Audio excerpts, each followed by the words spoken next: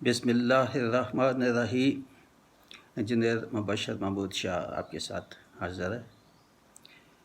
آج سورہ ابراہیم کا بیان ہوگا۔ یہ قرآن پاک کے تسلسل میں 14 نمبر پہ ہے اور مکیہ سورت ہے۔ اس کی 52 آیات ہیں اور 7 رکوع ہیں۔ تو پہلے تمہید اور خلاصہ ہوگا اس کا۔ بہت ہی اہم صورت ہے، اس لیے تمہید خلاصہ بھی کچھ مفصل ہے، اس خیال سے کہ کئی لوگ پوری اگر تفسیر نہیں سن سکتے کسی وجہ سے، تو کم از کم یہ تو لازمی سنیں آخر تک اس کا خلاصہ۔ تو ویسے تو پوری ہی جو صورت ہے اتنی اہم ہے کہ آخر تک سننی چاہیے۔ تو یہ سورہ مبارکہ ان صورتوں میں سے ہے جو حروف مقطعات الف لام را سے جو شروع ہوتی ہیں، اور اللہ کی طرف سے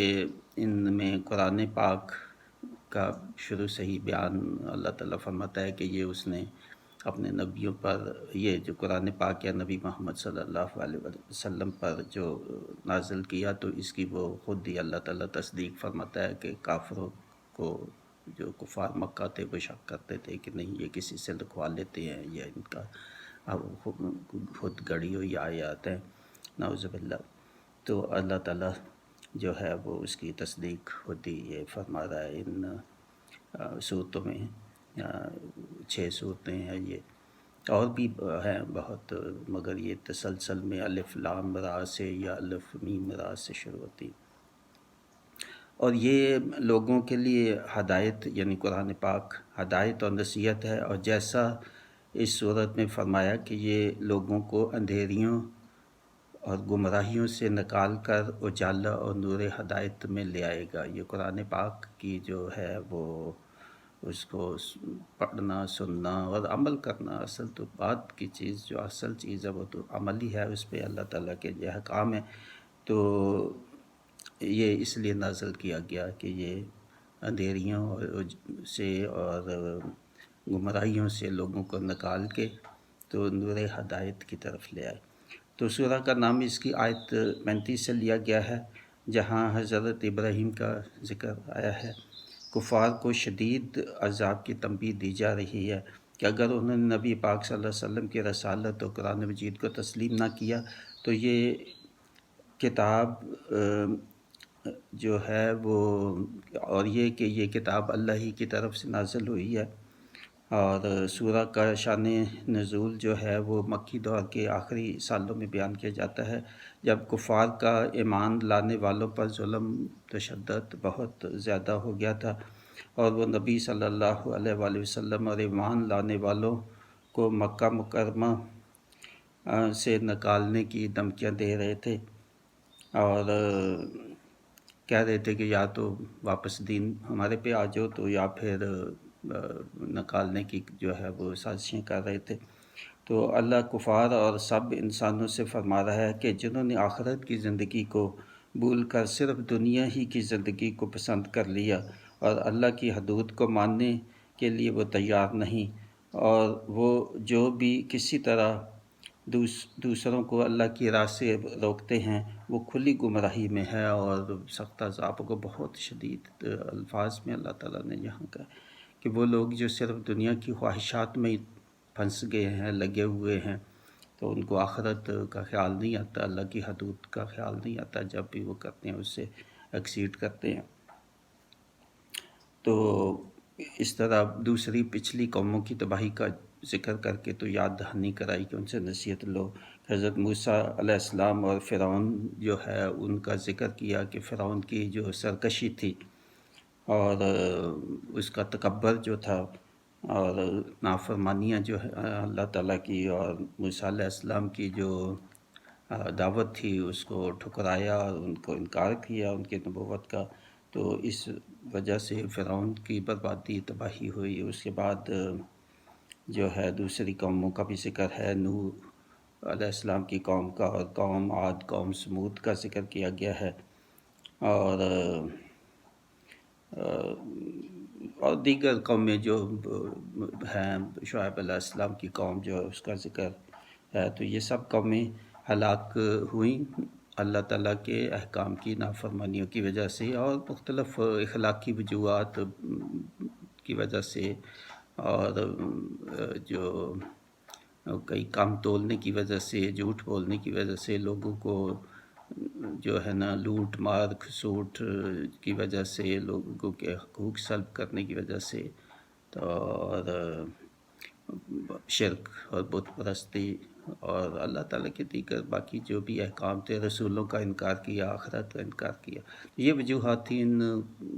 مختلف جو قومیں اللہ تعالیٰ نے ہلاک کی، اور وہ جو اپنے انجام سے نہ بچ سکیں۔ یہ اللہ کی نشانیوں میں ہیں کہ ان کو یاد کرو، یہ جو قوموں کی بربادی ہوئی، اور یہ بھی اللہ تعالیٰ نے ایک نشانیاں چھوڑی کہ غور کرو کہ کیوں وہ ہلاک کیے گئے تھے۔ لوگوں کے ایسے اعمال جن کو بظاہر وہ اچھے سمجھتے ہیں یا اچھے سمجھتے تھے، کیونکہ وہ انہوں نے اپنی شہرت یا دنیا کے کسی فائدے کے لیے کیے تھے، نہ کہ اللہ کی رضا۔ بہت اہم ہے، بہت اہم ہے۔ کئی لوگ اپنی ذاتی شہرت کے لیے یا کوئی اور وجوہات، کوئی بزنس میں فائدہ ہو یا ان کے کسی اور طرح سے جو ہے ان کو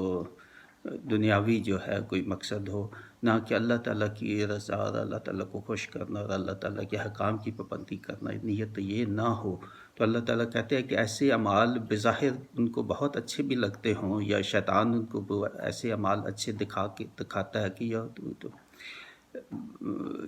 یہ جو ہے وہ خیرات کا انتظام کر دو اور خیرات خانہ جو ہے کھول دو اور یہاں پہ ہسپتال بنا دو اور یہ کر دو اور وہ کر دو، مگر مقصد یہ نہیں تھا، نیت میں یہ نہیں تھا کہ اللہ تعالیٰ کی مخلوق کو فائدہ اور اللہ تعالیٰ کے حکام کی جو ہے وہ کرنا ہے، اللہ تعالیٰ کو خوش کرنا ہے۔ تو اللہ تعالیٰ کہتا ہے کہ ایسے اعمال کو ایسے اڑا دیا جائے گا جیسے جو ہے وہ راکھ جو ہے، کوئلہ کوئی چیز جلنے کے بعد جو راکھ ہوتی ہے جب آندھی آتی ہے تو جو اڑ جاتی ہے، تو ایسے ہی یہ اعمال اڑا دیے جائیں گے کہ ان کا کوئی فائدہ نہیں ہوگا۔ وہ اعمال جو اللہ تعالیٰ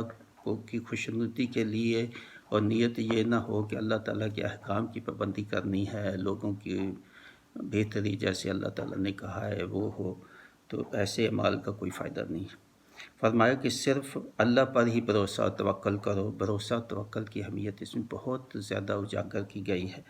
مصیبت اور پریشانی میں صبر کرو، صبر، توکل، بھروسہ، صبر اور شکر اور نماز قائم کرنا،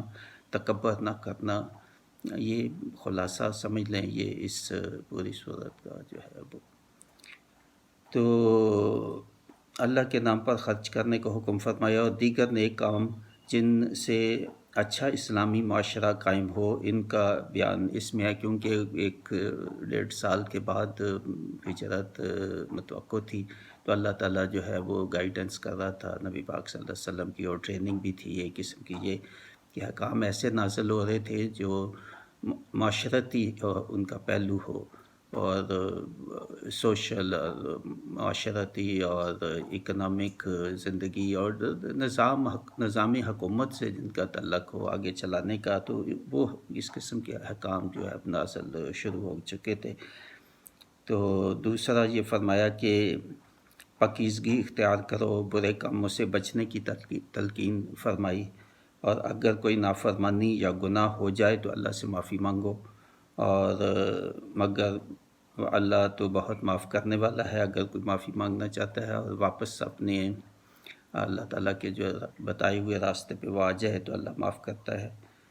اور اللہ تعالیٰ کی جو نعمتیں ہیں اس کا شکر ادا کرو، اس کا اللہ تعالیٰ کہتا ہے میرا احسان مانو۔ اور کئی قوموں کی جو ہلاکت ہے وہ اس وجہ سے ہوئی کہ وہ اللہ کی نعمتوں کا شکر نہیں ادا کرتے تھے، اور ایسے جو ہیں وہ عذاب سے نہیں بچ جائیں گے، ان سے نعمتیں بھی چھن جائیں گی، ان کو عذاب بھی دیا جائے گا۔ جو اللہ تعالیٰ کی نعمتوں کا شکر ادا کرنے کے مختلف ہے، ایک تو یہ ہے کہ شکر زبان سے عطا، دل سے خیال ہونا زبان سے، اور پھر اللہ تعالیٰ نے جو نعمتیں دی ہے وہ دوسرے غریب لوگوں، اپنے مسکین، اپنے رشتہ داروں، یہ وہ اس میں تقسیم کرو، اور پھر نعمتوں کو ویسٹ نہ کرو، نعمتوں کو ضائع ہونے سے بچاؤ۔ کوئی نعمتیں یہ ہے، پانی کتنی بڑی نعمت ہے، اور کئی ملک ہیں جن میں پانی کی بہت زیادہ شارٹیج ہے. پاکستان میں بہت علاقوں بے حد بہت شارٹیج ہے پانی کی، یعنی زندگی رہائش مشکل ہو رہی ہے. تو اس لیے اس کا خیال رکھنا چاہیے کہ پانی ویسٹ نہ ہو. مسجدوں میں پانی ضائع ہوتا ہے، وہ اس میں 3-4 سال سے میں امام مسجد بھی جو میرے نزدیک ہیں ان کو بھی میں نے ذاتی طور پہ کہا کہ خطبے میں اعلان کیا کرے کہ پانی ضائع نہ ہو. بس کہتے تھے کہ شاید لوگ نہیں پسند کریں گے یا کچھ اس قسم کی بات کی، مجھے جیسے یاد آتا ہے. تو یہ ہے کہ مسجد میں بہت ضائع ہوتا ہے. ان کا یہ ہے کہ شاید بہت زیادہ پانی گرانے سے تو وضو مکمل ہوتا ہے. نہیں، ایسے نہیں ہے. پانی ضائع وضو کرتے بھی پانی ضائع ہونا گناہ ہے. یا ویسے کسی جگہ پہ تو نبی پاک صلی اللہ علیہ وسلم کی حدیث ہے کہ اگر آپ سمندر کے کنارے، دریا کے کنارے بھی بیٹھے ہوئے ہوں، اتنا زیادہ پانی بھی ہو تب بھی ضائع کرے تو گناہ ہے. اس کو بھی ضائع نہ کرے. وضو کے لیے، نہانے کے لیے، گھروں میں استعمال کے لیے. یہ آپ کے جو ٹیپس ہیں لیک ہوتے ہیں، کہاں ہے وہ گرین ہاؤس کے جو ہیں یا گرین کنٹری، ایسے صرف نعرے لگا دینے سے تو گرین ملک نہیں ہوتا. یہ اس کا حصہ ہے. ایک ہر قسم کی انرجی کی سیونگ، اور سیونگ کے بھی بہت زیادہ طریقے بتائے گئے ہیں. باہر والے ملکوں میں وہ بہت اپلائی ہو رہے ہیں. ہمارے کچھ بھی نہیں ہو رہا اس سلسلے میں. صرف نعرے بازی ہے اور سلوگنز ہیں اور پروپیگنڈا ہے، اور اس کے علاوہ کچھ نہیں ہے. اگر باقی اور ملکوں میں دیکھو جہاں یہ ہر قسم کی چیزیں، گرین صرف لکھ دینے سے یا رنگ گرین کر دینے سے گرین نہیں ہوتی چیزیں. ہر قسم کے اپلائنسز اب ایسے آ رہے ہیں جس میں انرجی سیونگ کچھ اب شروع ہوئے ہیں، تو مگر بہت کم سکیل پہ. تو یہ ہے کہ اللہ تعالیٰ، بے شک اللہ تعالیٰ حساب کرنے میں دیر نہیں کرتا. جو بھی اس قسم کا کریں گے، ناشکری کریں گے، ویسٹیج کریں گے، وسائل کی اعتدال کی زندگی اختیار نہیں کریں گے، اور فضول خرچی بہت بڑا گناہ ہے یہ. اور اب ان کی بھی ویسے ہی اللہ تعالیٰ کہتا ہے کہ ہوگا ان کے ساتھ بھی جیسے پہلی قوموں کا انجام ہوا تھا، ان کو تباہ کیا گیا تھا. تو اللہ تعالیٰ کی حدود میں رہ کے جو ہے وہ زندگی گزارو، تو یہی اسی میں آپ کی دنیا کی بھی اور آخرت کی بھی بلائی ہے. تو مگر ہدایت تو وہی لیں گے. آخر میں اللہ تعالیٰ کہتے ہیں ہدایت تو وہی لیں گے جو غور کریں گے، جو عقل والے ہیں، جو سمجھیں گے میری آیات کو. تو باقی جنہوں نے ہدایت نہیں لینی تو اللہ کو بھی کوئی فرق نہیں پڑتا. اللہ کہتے ہیں ساری دنیا بھی جو ہے وہ کافر ہو جائے تو میری حدود نہ مانے، میں احکام نہ مانے، تو اس کی بڑائی میں کوئی فرق نہیں آئے گا. نہ یہ کرنے سے اس کی بڑائی بڑھتی ہے، نہ کرنے سے وہ کم ہوتی. تو یہ تفسیر، یہ جو خلاصہ ہے وہ یہاں ہوا ختم. بسم اللہ الرحمن الرحیم. سورہ ابراہیم کا بیان ہو رہا ہے. تو اس سلسلے میں تمہید اور خلاصہ بیان کیا جا چکا ہے. ابھی اس کی 1 سے 6 آیات اس کی تفسیر ہوگی. یہ سورہ جو ہے یہ قرآن پاک کے تسلسل میں 14 نمبر پہ ہے. اس کی 52 آیات ہیں اور 7 رکوع ہیں. تو پہلے تلاوت ہوگی ان آیات کی. اعوذ باللہ من الشیطان الرجیم. بسم اللہ الرحمن الرحیم. کتاب انزلناہ الیک لتخرج الناس من الظلمات الی النور باذن ربہم الی صراط العزیز الحمید. اللہ الذی لہ ما فی السماوات وما فی الارض وویل للکافرین من عذاب شدید. الذی یستحبون الحیاۃ الدنیا علی الآخرۃ ویصدون عن سبیل اللہ ویبغونہا عوجا اولئک فی ضلال بعید. وما ارسلنا من رسول الا بلسان قومہ لیبین لہم فیضل اللہ من یشاء ویہدی من یشاء وَهُوَ الْعَزِيزُ الْحَكِيمُ. وَلَقَدْ أَرْسَلْنَا مُوسَىٰ بآیاتنا ان اخرج قومک من الظلمات الی النور وذکرہم بایام اللہ ان فی ذلک لآیات لکل صبار شکور وَإِذْ قَالَ مُوسَىٰ لِقَوْمِهِ اذْكُرُوا نِعْمَتَ اللَّهِ عَلَيْكُمْ إِذْ أَنْجَاكُم مِّنْ آلِ فِرْعَوْنَ يَسُومُونَكُمْ سُوءَ الْعَذَابِ وَيُذَبِّحُونَ أَبْنَاءَكُمْ وَيَسْتَحْيُونَ نِسَاءَكُمْ وَفِي ذَلِكُمْ بَلَاءٌ مِّن رَّبِّكُمْ عَظِيمٌ۔ صدق اللہ العظیم۔ اب انہی آیات کا ترجمہ بیان ہوگا۔ الف لام را ایک کتاب ہے کہ ہم نے تمہاری طرف اتاری کہ تم لوگوں کو اندھیریوں سے اجالے میں لے آؤ ان کے رب کے حکم سے اس کی راہ کی طرف جو عزت والا سب خوبیوں والا اللہ ہے۔ اسی کا ہے جو کچھ آسمانوں میں ہے اور جو کچھ زمین میں ہے، اور کافروں کی خرابی ہے ایک سخت عذاب سے جنہیں آخرت سے دنیا کی زندگی پیاری ہے اور اللہ کی راہ سے روکتے ہیں اور اس میں کجی یا ٹیڑھا چاہتے ہیں، وہ دور کی گمراہی میں ہیں۔ اور ہم نے ہر رسول اس کی قوم ہی کی زبان میں بھیجا کہ وہ انہیں صاف بتائے، پھر اللہ گمراہ کرتا ہے جسے چاہے اور وہ راہ دکھاتا ہے جسے چاہے، اور وہی عزت اور حکمت والا ہے۔ اور بے شک ہم نے موسیٰ کو اپنی نشانیاں دے کر بھیجا کہ اپنی قوم کو اندھیریوں سے اجالے میں لے آؤ اور انہیں اللہ کے دن یاد دلاؤ۔ بے شک اس میں نشانیاں ہیں ہر بڑے صبر والے شکر گزار کو۔ اور جب موسیٰ نے اپنی قوم سے کہا، یاد کرو اپنے اوپر اللہ کا احسان جب اس نے تمہیں فرعون والوں سے نجات دی جو تم کو بری مار دیتے تھے اور تمہارے بیٹوں کو ذبح کرتے تھے اور تمہاری بیٹیوں کو زندہ رکھتے تھے، اور اس میں تمہارے رب کا بڑا فضل ہوا۔ تو یہ ترجمہ ہوا۔ اب میں نے تفسیر جو لکھی نی آیات کی وہ میں آپ کو سناؤں گا۔ سورہ کا آغاز حروف مقطعات الف لام را سے ہوا، جیسے کہ اور صورتوں کا بھی ایسے ہوا۔ تو ساتھ ہی جو ہے شروع میں ہی اللہ تعالیٰ نے قرآن مجید اور کتاب کا ذکر کیا کہ یہ کتاب یعنی قرآن مجید میری ہی طرف سے اتری ہے، اور یہ دنیا کے انسانوں کے لیے، سب دنیا کے انسانوں کے لیے نصیحت ہے اور ہدایت ہے، اور نبی پاک صلی اللہ علیہ وسلم کو کہا کہ یہ پڑھ کے سناؤ ان کو، کیونکہ یہ ان کو اندھیریوں سے اجالے میں لے کے آئے گی اور یہ گمراہیوں سے جو نکال کے تو ہدایت کی طرف یہ جو ہے کتاب یہ لے کے آئے گی ان کو۔ تو یہی جو ہے تمہارے رب کی یعنی سب کے رب کی سیدھی راہ ہے، یعنی قرآن مجید، جو وہ رب جس نے اتارا یہ قرآن وہ بہت عزت بہت خوبیوں والا ہے۔ تو یہ کفار کو تنبیہ دی جا رہی ہے، ہمیں بھی تنبیہ دی جا رہی ہے کہ یہ قرآن ہی ہے، جیسے قرآن میں خود آتا ہے کہ یہ اللہ کی رسی کو تھام لو، یعنی قرآن مجید کو پکڑ لو۔ پکڑنے کا مطلب یہ صرف پکڑنا، یہ پڑھنا نہیں ہے، اس پہ عمل کرو، اصل چیز تو عمل ہی ہے نا۔ تو اللہ تعالیٰ کی جو بھی احکام ہیں، کم از کم جو بڑے بڑے احکام ہیں ان پہ فوکس کرنا چاہیے انسان کو۔ چھوٹی غلطیاں خطائیں اللہ تعالیٰ پہ معاف کر دیتا ہے۔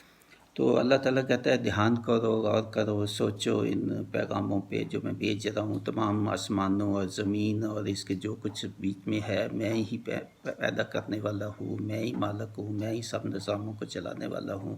تو پھر کیوں آخرت کی زندگی پہ دھیان نہیں دیتے کہ آپ نے واپس میرے پاس ہی آنا ہے اور میرے سامنے حاضر ہونا ہے آپ نے؟ تو اس کا خیال رکھیں، اور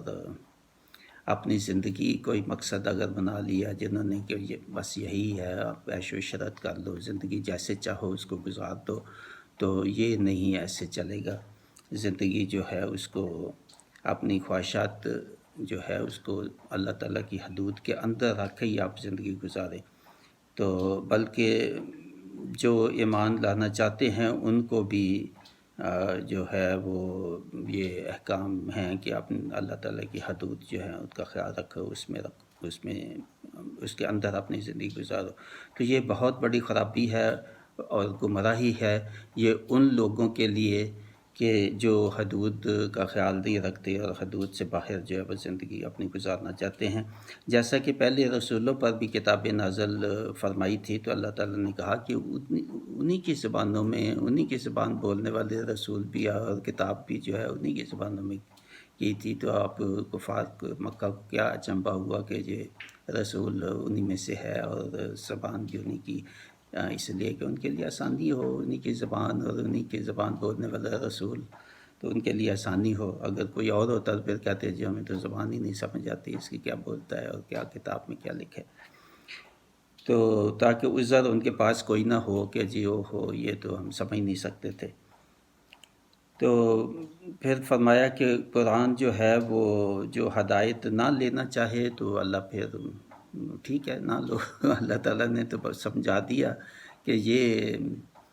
سیدھا راستہ ہے اور یہ سیدھا راستہ نہیں ہے، آپ کے پاس دو آپشنز ہیں، دونوں کا انجام بھی بتا دیا، تو پھر چوز آپ نے کرنا ہے کہ کس طرف جانا ہے. تو آپ بالکل وہ جو روڈ کا وہ ہوتا ہے دوار ہوتا ہے یا جہاں ٹریفک آگے دو طرف جاتی ہے، تو آپ چوز کر لیں کہ آپ نے رائٹ کو جانا ہے لیفٹ کو جانا ہے. تو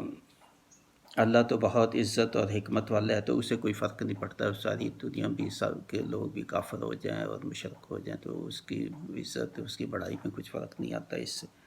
تو اللہ تعالیٰ نے فرمایا کہ بے شک موسیٰ علیہ السلام کو اللہ تعالیٰ نے اپنی نشانیاں معجزات دے کر فرعون کے پاس بھیجا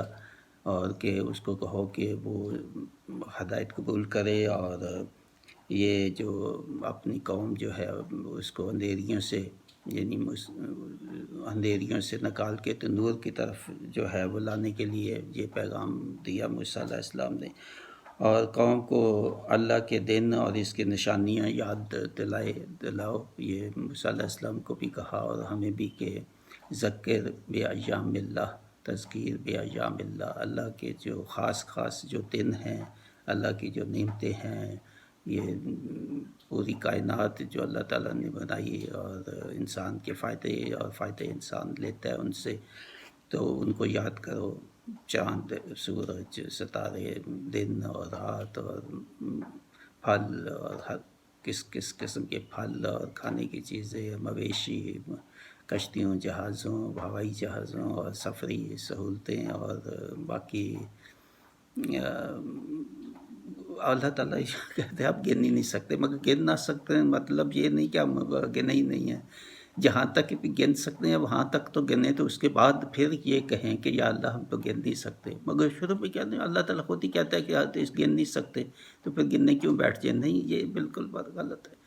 گنیں، آپ 1 گھنٹہ لگا کے گنیں اللہ تعالیٰ کی نعمتوں کو، یہ نہیں ایک دفعہ گننے رہی، یہ روز گننے والی بات ہے. جب کھانا کھاؤ اللہ کا شکر ادا کرو، گھر کے اندر ہو تو شکر ادا کرو اللہ تعالیٰ نے چھت دی، گھر سے باہر جاؤ واپس آؤ خیریت سے شکر ادا کرو، گاڑی میں بیٹھو تو شکر ادا کرو، آپ کی صحت اچھی ہے شکر ادا کرو، اولاد آپ کو دی ہے شکر ادا کرو، ٹھنڈا پانی پیتے ہو شکر ادا کرو، اے سی میں بیٹھتے ہو شکر ادا کرو. بہت لوگوں کو یہ نصیب نہیں ہے یہ نعمتیں، اس لیے ٹیکن فار گرانٹیڈ سمجھ لیتے ہیں بہت لوگ. ہم لوگ اللہ تعالیٰ معاف کرے، یہ کوئی بہت بڑا گناہ ہے، بہت بڑا گناہ ہے. بہت قومیں جو ہے وہ اللہ تعالیٰ کی ناشکری کی وجہ سے اللہ تعالیٰ نے برباد کر دی اور اس سے نعمتیں چھین لی، اور اللہ تعالیٰ چھین لیتا ہے. واقعی یہ وقت کی بات ہے. بس آپ دیکھ لیں کروڑ پتی، ارب پتی، آخر میں کیا انجام ہوتا ہے ان کی زندگی پر، اس کے دولتیں بھی چھن جاتی ہے. فقیر آپ کے سامنے کئی مثالیں ہوں گی جن کے پاس آج سے 50 سال پہلے جو 1 کروڑ تھا وہ آج کے کئی ارب ہیں. 1 کروڑ ارب تو ہوگا جو آج سے 50 سال پہلے 1 کروڑ کسی پاس ہوتا ہے. مگر جن کے پاس 1 کروڑ تھا، بہت آپ دیکھ لیں کہ ان کے آخر میں کیا، ان کی زندگی کیا ہوئی آپ کے سامنے. آپ بالکل دیکھ سکتے ہیں اپنی زندگی یا پچھلے 40، 50، 60، 100 سال، اسی میں آپ دیکھ لیں. تو اللہ تعالیٰ اس انجام سے بچائے، اور بچنے کا ایک ہی طریقہ ہے کہ اللہ تعالیٰ کی جو حدود ہیں اس کے اندر زندگی گزارو، اپنی خواہشات پہ نہ چھوڑ دو اپنی زندگی۔ سب سے زیادہ آدمی کو خراب کرنے والی اس کی خواہشات ہیں، اس کی دولت ہے، اس کا مال ہے، اس کی اولاد ہے۔ اللہ تعالیٰ کہتا ہے کہ اولاد کی خاطر آدمی کیا کچھ نہیں کرتا، حلال حرام کا خیال نہیں رکھتا، اولاد کی خاطر کہ یہ باہر بھیج دیں گے اس کو، اور یہ تعلیم دلوا دیں گے اس کو، یہ بن جائے گا تو اس کے لیے ہم یہ خرید لیں گے، تو اس کے لیے مکان بنا دیں گے، تو ان کے لیے یہ کر دیں گے وہ کر دیں گے، ساری زندگی بہت حد تک، اور اپنی خواہشات بھی پوری کرنے کے لیے ساتھ۔ تو بچنا چاہیے اس سے۔ یہ اللہ تعالیٰ بہت سخت شدید تنبیہ اللہ تعالیٰ کر رہا ہے کہ بچو اس سے، اپنی خواہشات پہ نہ چھوڑ دو اپنی زندگی کو، اور تکبر نہ کرو، شکر جو اللہ تعالیٰ کا کرو، نہ شکری نہ کرو، ضائع نہ کرو اللہ تعالیٰ کی نعمتوں کو۔ اور پھر جو ہے اپنا موسیٰ علیہ السلام کو کہا کہ یہ کتنی آپ کے بھی آپ کی جو قوم ہے اس پہ اللہ تعالیٰ نے کتنی نعمتیں کی ہیں، کہ اس کو فرعون کی جو ہے اللہ تعالیٰ پھر بھی کہتا ہے کہ احسان مانو کہ میں نے فرعون سے آپ کو چھٹکارا دلایا، یہ فرعون کے ظلم و ستم سے آپ کی قوم کو جو ہے اس کو میں نے اس کے بیٹوں کو ذبح کرتا تھا، بیٹیوں کو زندہ رکھتا تھا، ہر قسم کا ظلم ستم اور کام لوگوں سے لیتے تھے جو بنی اسرائیلی ہیں، اور ان کو اجرت بھی نہیں دیتے تھے یا کم دیتے تھے۔ تو اللہ تعالیٰ نے کہتا ہے نبی کو اللہ تعالیٰ کہتا ہے میرا احسان مانو، ان کو قوم کو کہو کہ میرا احسان مانے، میرا شکر ادا کرے کہ میں نے کیا کہو۔ پھر بھی انہوں نے کہا یہ 3-4 طرف انہوں نے ناشکریاں کی، ان پہ سخت شدید عذاب آئے، پھر معافی مانگی، پھر اللہ تعالیٰ نے معاف کر دیا، پھر ان کو من و سلوہ بھی دیا، اور پھر انہوں نے وہی کیا، بگڑ گئے، اور اللہ تعالیٰ کی نافرمانی پوری تاریخ پڑی ہے۔ تو اللہ تعالیٰ جو ہے ہمیں اس انجام سے بچائے اور سیدھے راستے پر کیا۔ آمین۔ بسم اللہ الرحمن الرحیم۔ سورہ ابراہیم کا بیان ہو رہا ہے، تو اس سلسلے میں 1 سے 6 آیات کی تفسیر ہو چکی، اور اس سے پہلے خلاصہ بھی ہو چکا۔ اب 7 سے 12 آیات کی تفسیر ہوگی، پہلے ان آیات کی تلاوت ہوگی۔ اعوذ باللہ من الشیطان الرجیم، بسم اللہ الرحمن الرحیم۔ وَإِذْ تَأَذَّنَ رَبُّكُمْ لَئِن شَكَرْتُمْ لَأَزِيدَنَّكُمْ وَلَئِن كَفَرْتُمْ إِنَّ عَذَابِي لَشَدِيدٌ وَقَالَ مُوسَىٰ إِن تَكْفُرُوا أَنْتُمْ وَمَنْ فِي الْأَرْضِ جَمِيعًا فَإِنَّ اللَّهَ لَغَنِيٌّ حَمِيدٌ أَلَمْ يَأْتِكُمْ نَبَأُ الَّذِينَ مِنْ قَبْلِكُمْ قَوْمِ نُوحٍ وَعَادٍ وَثَمُودَ وَالَّذِينَ مِنْ بَعْدِهِمْ لَا يَعْلَمُهُمْ إِلَّا اللَّهُ جَاءَتْهُمْ رُسُلُهُم بِالْبَيِّنَاتِ فَرَدُّوا أَيْدِيَهُمْ فِي أَفْوَاهِهِمْ وَقَالُوا إِنَّا كَفَرْنَا بِمَا أُرْسِلْتُمْ بِهِ وَإِنَّا لَفِي شَكٍّ مِّمَّا تَدْعُونَنَا إِلَيْهِ مُرِيبٍ قالت رسلهم أفي الله شك فاطر السماوات والأرض يدعوكم ليغفر لكم من ذنوبكم ويؤخركم إلى أجل مسمى قالوا إن أنتم إلا بشر مثلنا تريدون أن تصدونا عما كان يعبد آباؤنا فَأْتُوا بِسُلْطَانٍ مُبِينٍ قَالَتْ لَهُمْ رُسُلُهُمْ إِن نَّحْنُ إِلَّا بَشَرٌ مِّثْلُكُمْ وَلَٰكِنَّ اللَّهَ يَمُنُّ عَلَىٰ مَن يَشَاءُ مِنْ عِبَادِهِ وَمَا كَانَ لَنَا أَن نَّأْتِيَكُم بِسُلْطَانٍ إِلَّا بِإِذْنِ اللَّهِ وَعَلَى اللَّهِ فَلْيَتَوَكَّلِ الْمُؤْمِنُونَ وَمَا لَنَا أَلَّا نتوکل علی اللہ وقد ہدانا سبلنا ولنصبرن علی ما آذیتمونا وعلی اللہ فلیتوکل المتوکلون۔ صدق اللہ العظیم۔ اب انہی آیات کا ترجمہ ایسے ہے: اور جب تمہارے رب نے سنا دیا کہ اگر احسان مانو گے تو میں تمہیں اور دوں گا، اور اگر ناشکری کرو گے تو میرا عذاب سخت ہے۔ اور موسیٰ نے کہا اگر تم اور زمین میں جتنے ہیں سب کافر ہو جائیں تو بے شک اللہ بے پرواہ سب خوبیوں والا ہے۔ کیا تمہیں ان کی خبریں نہ آئیں جو تم سے پہلے تھے، نوح کی قوم اور عاد اور سمود، اور جو ان کے بعد ہوئے انہیں اللہ ہی جانے۔ ان کے پاس ان کے رسول روشن دلیلیں لے کر آئے تو وہ اپنے ہاتھ اپنے منہ کی طرف لے گئے اور بولے ہم منکر ہوئے اس کے جو تمہارے ہاتھ بھیجا گیا، اور جس راہ کی طرف ہمیں بلاتے ہو اس میں ہمیں تو شک ہے کہ بات کھلنے نہیں دیتا۔ ان رسولوں نے کہا کیا اللہ میں شک ہے؟ آسمان اور زمین کا بنانے والا تمہیں بلاتا ہے کہ تمہارے کچھ گناہ بخشے اور موت کے مقرر وقت تک تمہاری زندگی بے عذاب کاٹ دے۔ بولے تم تو ہم ہی جیسے آدمی ہو، تم چاہتے ہو کہ اس سے باز رکھو جو ہمارے باپ دادا پوجتے تھے، اب کوئی روشن سند ہمارے پاس لے آؤ۔ ان کے رسولوں نے ان سے کہا ہم ہیں تو تمہاری طرح انسان، مگر اللہ اپنے بندوں میں جس پر چاہے احسان فرماتا ہے، اور ہمارا کام نہیں کہ ہم تمہارے پاس کچھ سند لے آئیں مگر اللہ کے حکم سے، اور مسلمانوں کو اللہ ہی پر بھروسہ چاہیے۔ اور ہمیں کیا ہوا کہ اللہ پر بھروسہ نہ کریں، اس نے تو ہماری راہیں ہمیں دکھا دیں، اور تم جو ہمیں ستا رہے ہو کہ ہم ضرور اس پر صبر کریں، اور بھروسہ کرنے والوں کو اللہ ہی پر بھروسہ ہونا چاہیے۔ تو یہ ترجمہ ہوا۔ اب انہی آیات کی تفسیر جو میں نے لکھی ہے وہ میں بیان کروں گا۔ تو وہ تسلسل ہے پچھلے رکوع کا، جہاں اللہ تعالیٰ کہہ رہا ہے کہ تکبر نہ کرو، میری نعمتوں کا ناشکری نہ کرو، اور اللہ تعالیٰ کی جو بتائی ہوئی حدود ہیں اس کے اندر ہے کہ اور اپنی خواہشات کو اپنے قابو میں رکھو، اور اللہ ایکسیڈ نہ کریں جو اللہ تعالیٰ کی حدود ہے اس سے۔ تو یہاں آیت 7 جو ہے اس میں اللہ تعالیٰ یہ اپنی نعمتوں کا جو ذکر کر رہا ہے، اور 7 کے حصے میں رک اس لیے گیا کہ وہ میں 30-35 سال پہلے لکھا تھا مضمون significance of number 7، significance and importance, ایسا تو ایک لکھا تھا، دوستوں میں شیئر کیا تھا، اس وقت تو ای میلز ہی ہوتی تھی، تو یا لکھا ہوا کچھ دیا ہوگا اس وقت۔ تو 30-35 میں نے اس وقت جو لکھی تھی یہ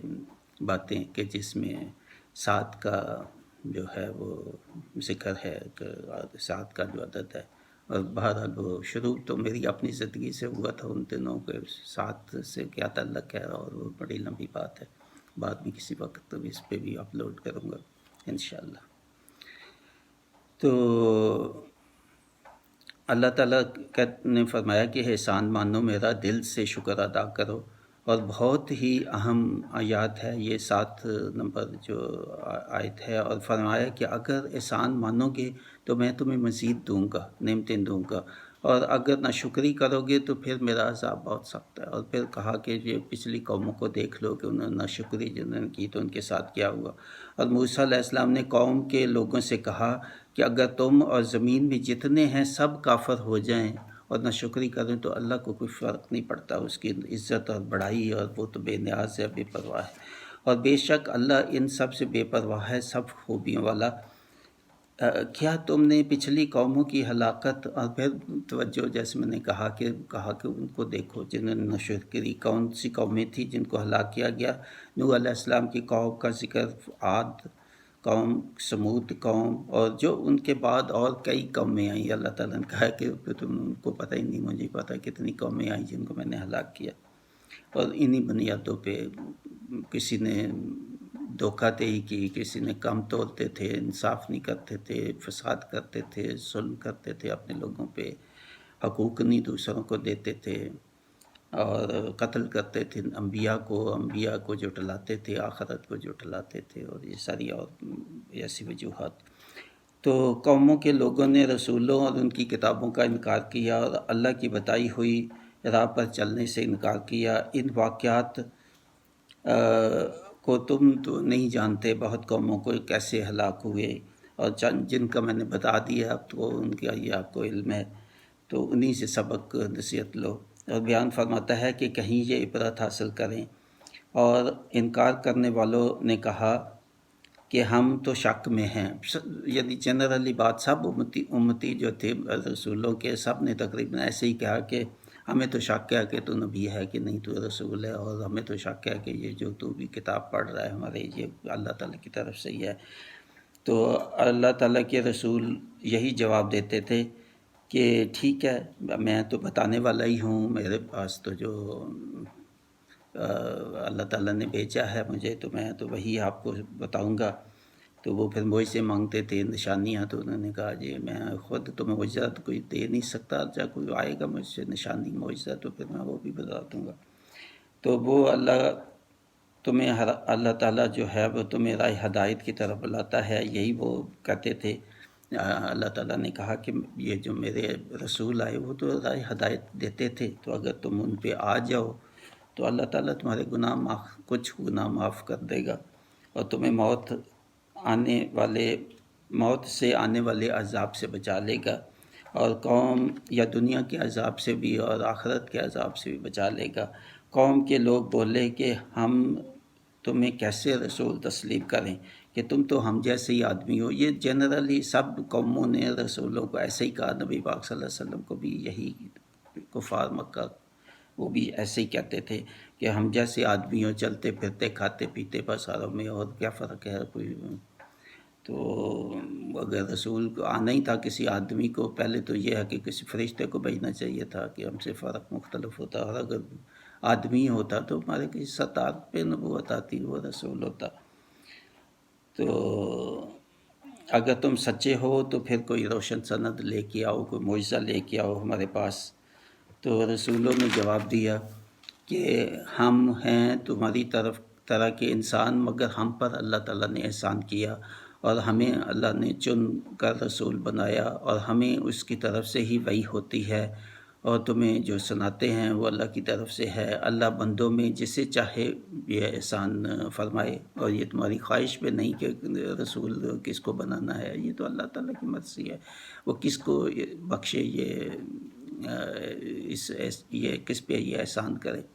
اور یہ ہمارے بس میں نہیں کہ تمہارے مطالبہ پر ہم کوئی معجزہ لے آئیں یا کوئی سند جو تمہیں قبول ہو۔ ہاں اگر اللہ ہمیں کوئی نشانی عطا فرمائے تو وہ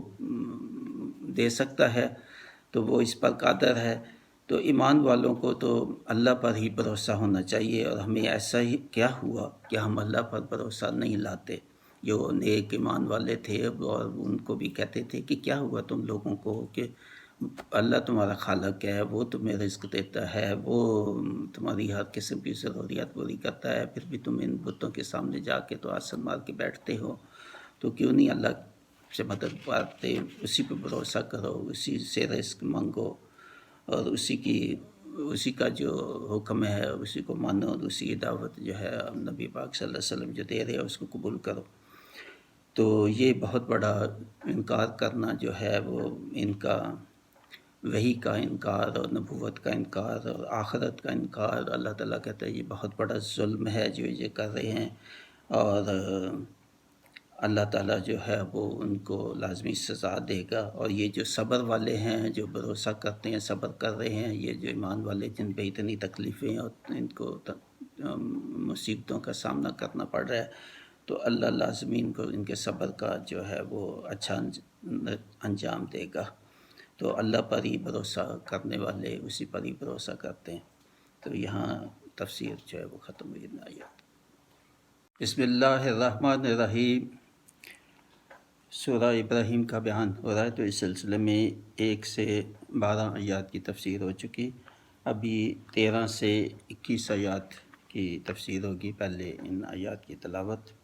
اعوذ باللہ من الشیطان الرجیم، بسم اللہ الرحمن الرحیم۔ وقال الذین کفروا لرسلهم لنخرجنکم من ارضنا او لتعودن فی ملتنا فأوحى الیہم ربهم لنہلکن الظالمین وَلَنُسْكِنَنَّكُمُ الْأَرْضَ مِنْ بَعْدِهِمْ ذَلِكَ لِمَنْ خَافَ مَقَامِي وَخَافَ وَعِيدِ وَاسْتَفْتَحُوا وَخَابَ كُلُّ جَبَّارٍ عَنِيدٍ مِنْ وَرَائِهِ جَهَنَّمُ وَيُسْقَى مِنْ مَاءٍ صَدِيدٍ يَتَجَرَّعُهُ وَلَا يَكَادُ يُسِيغُهُ وَيَأْتِيهِ الْمَوْتُ مِنْ كُلِّ مَكَانٍ وَمَا هُوَ بِمَيِّتٍ وَمِنْ وَرَائِهِ عَذَابٌ غَلِيظٌ مَثَلُ الَّذِينَ كَفَرُوا بِرَبِّهِمْ أَعْمَالُهُمْ كَرَمَادٍ اشْتَدَّتْ بِهِ الرِّيحُ فِي يَوْمٍ عَاصِفٍ لا يقدرون مما كسبوا على شيء ذلك هو الضلال البعيد ألم تر أن الله خلق السماوات والأرض بالحق إن يشاء يذهبكم ويأتي بخلق جديد وما ذلك على الله بعزيز وبرزوا لله جميعا فقالوا ضعفاء للذين استكبروا إن كنا لكم تبعا فهل أنتم مغنون عنا من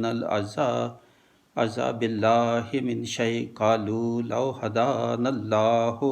لهديناكم سواء علينا آجزنا ام صبرنا ما لنا من محیص صدق اللہ العظیم۔ اب انہی آیات کا ترجمہ بیان ہوگا۔ اور کافروں نے اپنے رسولوں سے کہا ہم ضرور تمہیں اپنی زمین سے نکال دیں گے یا تم ہمارے دین پر ہو جاؤ، تو انہیں ان کے رب نے وحی بھیجی کہ ہم ضرور ظالموں کو ہلاک کریں گے اور ضرور ہم تم کو ان کے بعد زمین میں بسائیں گے۔ یہ اس لیے ہے جو میرے حضور کھڑے ہونے سے ڈرے اور میں نے جو عذاب کا حکم سنایا اس سے خوف کرے، اور انہوں نے فیصلہ مانگا اور ہر سرکش ہٹ درم نامراد ہوا۔ جہنم اس کے پیچھے لگی اور اسے پیپ کا پانی پلایا جائے گا، بمشکل اس کا تھوڑا تھوڑا گھونٹ لے گا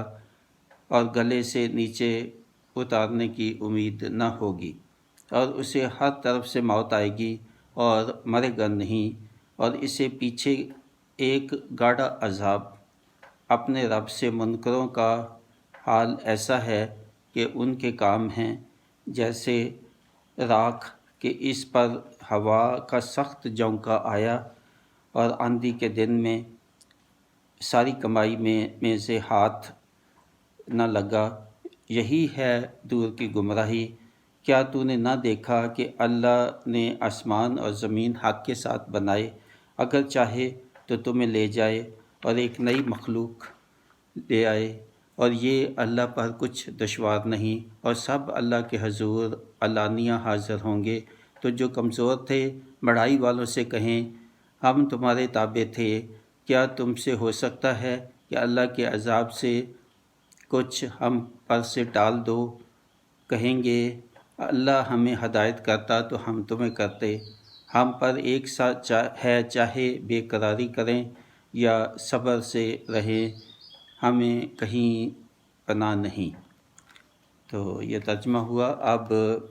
انہی آیات کی جو تفسیر ہے وہ بیان، ویسے ترجمے میں کافی جو ہے وہ واضح ہے، تو پھر میں کچھ دہرا دیتا ہوں اہم جو باتیں ہیں۔ تو پہلے بات اس رکوع سے پہلے ہو رہی ہے کہ جنہوں نے نافرمانی کی رسولوں کی، صبر نہ کیا، شکر نہ کیا، تکبر کیا، تو ان کا کیا انجام ہوا۔ تو وہی تسلسل جاری ہے۔ تو کافروں نے جو رسولوں سے کہا کہ تم جو ہے ہمیں تبلیغ سے اور یہ جو ہدایت دے رہے ہو تو اس سے باز آ جاؤ، اور یا پھر ہم باز آ جاؤ، ہمارے دین پہ واپس آ جاؤ، نہیں تو پھر ہم تمہیں اپنی زمینوں سے نکال دیں گے۔ بیشتر اوقات پیغمبروں کے ساتھ ایسا ہی ہوا، اور ایسا ہی انہوں نے کہا۔ ان کے جو لوگ تھے، جو اس وقت کے ان کے قوموں کے لوگ تھے، تو انہوں نے یہی کہا تقریباً سبھی نے اپنے اپنے وقتوں میں۔ تو اللہ تعالیٰ نے پھر وہی رسولوں کو کہا کہ ان کو کہو کہ یہ ظلم سے باز آ جائیں اور نافرمانی چھوڑ دیں، اور اگر نہ چھوڑیں گے تو یہ جو تمہیں نکالنے کی دھمکی دے رہے ہیں، ہم ان کو ہلاک کر کے تو تمہیں ان کی جگہ بسا دیں گے، اور تمہیں اور تمہاری قوموں کو۔ تو نبیوں کو بھی تسلی، اور ان کے جو لوگ ایمان لانے والے تھے ان کو بھی ایک طرف تسلی دی، ایک طرف جو قوموں کے لوگ تھے ان کو بھی تنبیہ کی کہ آپ ایمان پہ آ جائیں، واپس آ جائیں، اللہ کے احکام مان لیں۔ تو مگر وہ جو نہ مانے، جو اس چیز کو اقرار نہ کیا کہ ایک دن ان کو اللہ کے حضور میں کھڑا ہونا ہے آ کے اور حساب دینا ہوگا، تو وہ جو ہے اللہ تعالیٰ سے انہوں نے یہ پھر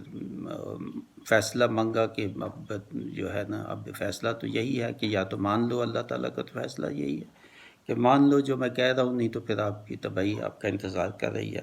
تو وہ سرکش جو تھے، وہ ہٹ درم تھے، تو اللہ تعالیٰ انہوں نے انکار کیا، تو اللہ تعالیٰ نے کہا کہ انکار کی سے تو پھر آپ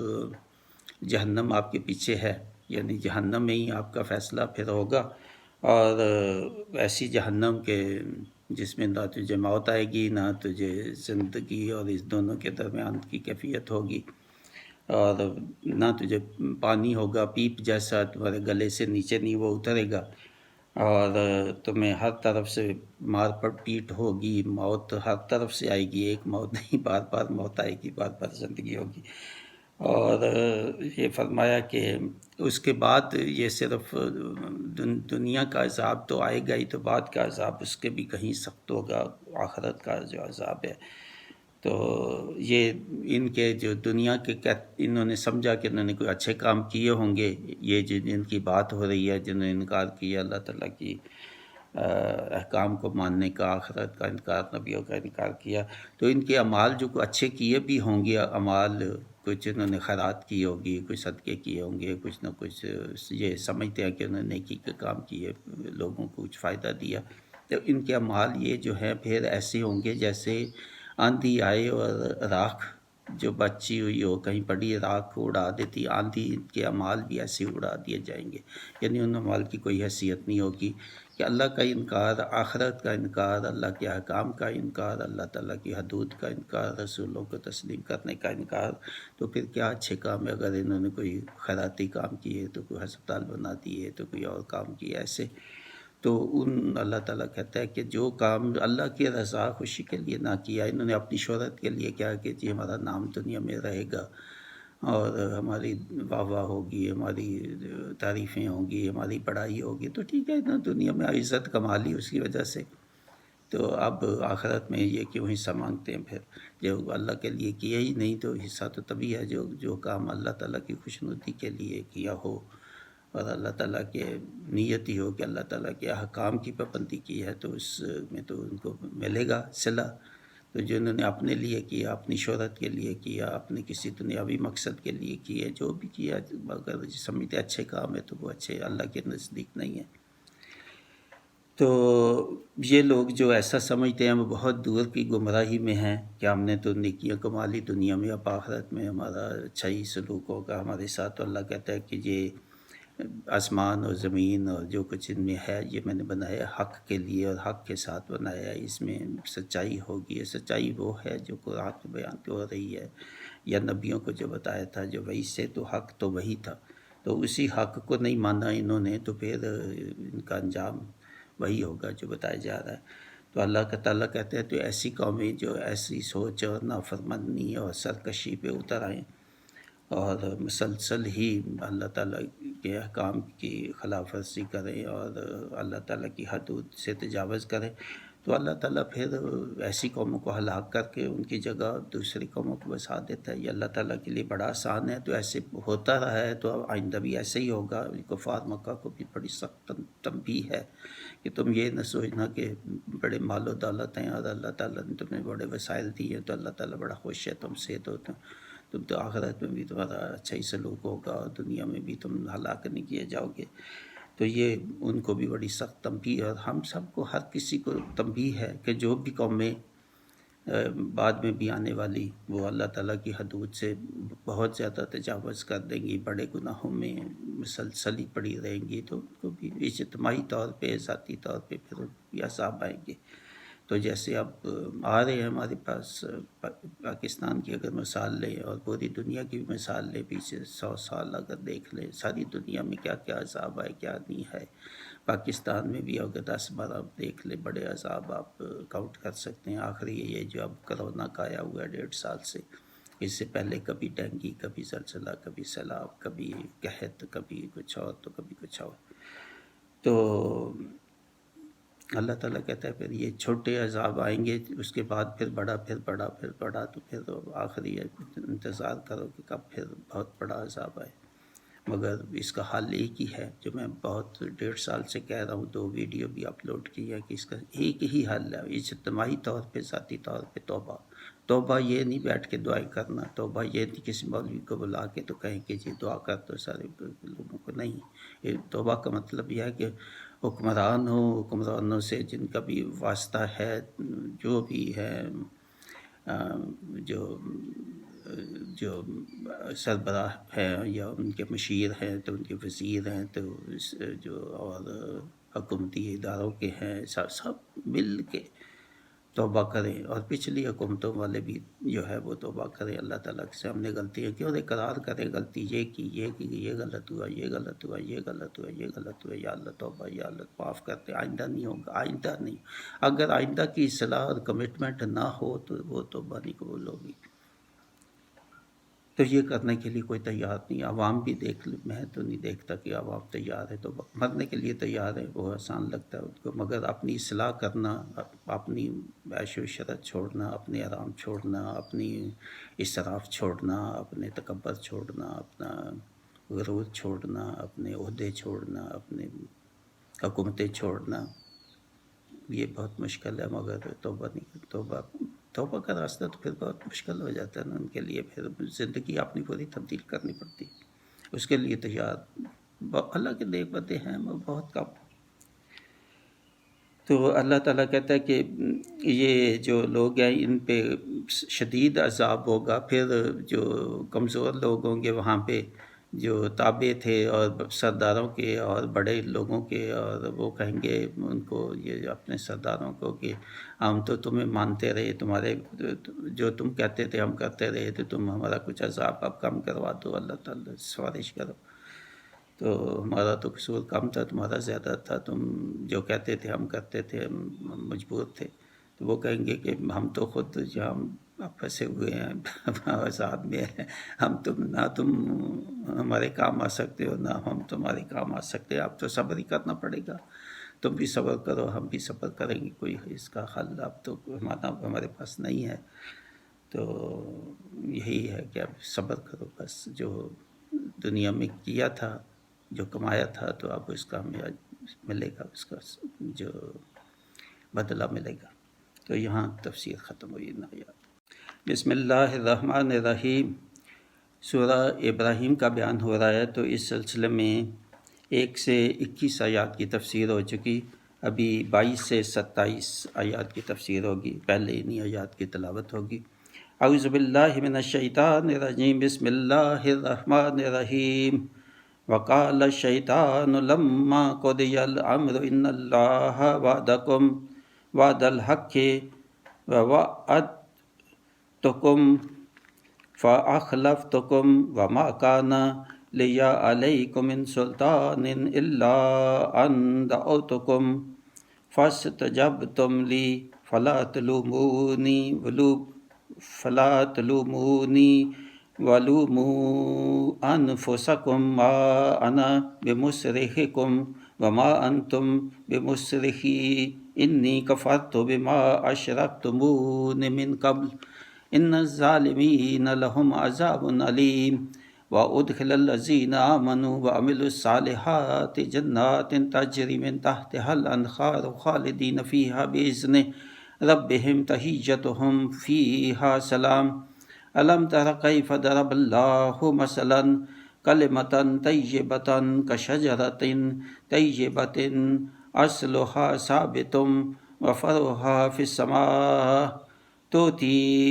उकुलहा कुल्लहीनिम बिइज़्नि रब्बिहा व यदरिबुल्लाहुल अम्साल लिन्नासि लअल्लहुम यतज़क्करून व मसलु कलिमतिन खबीसतिन कशजरतिन खबीसा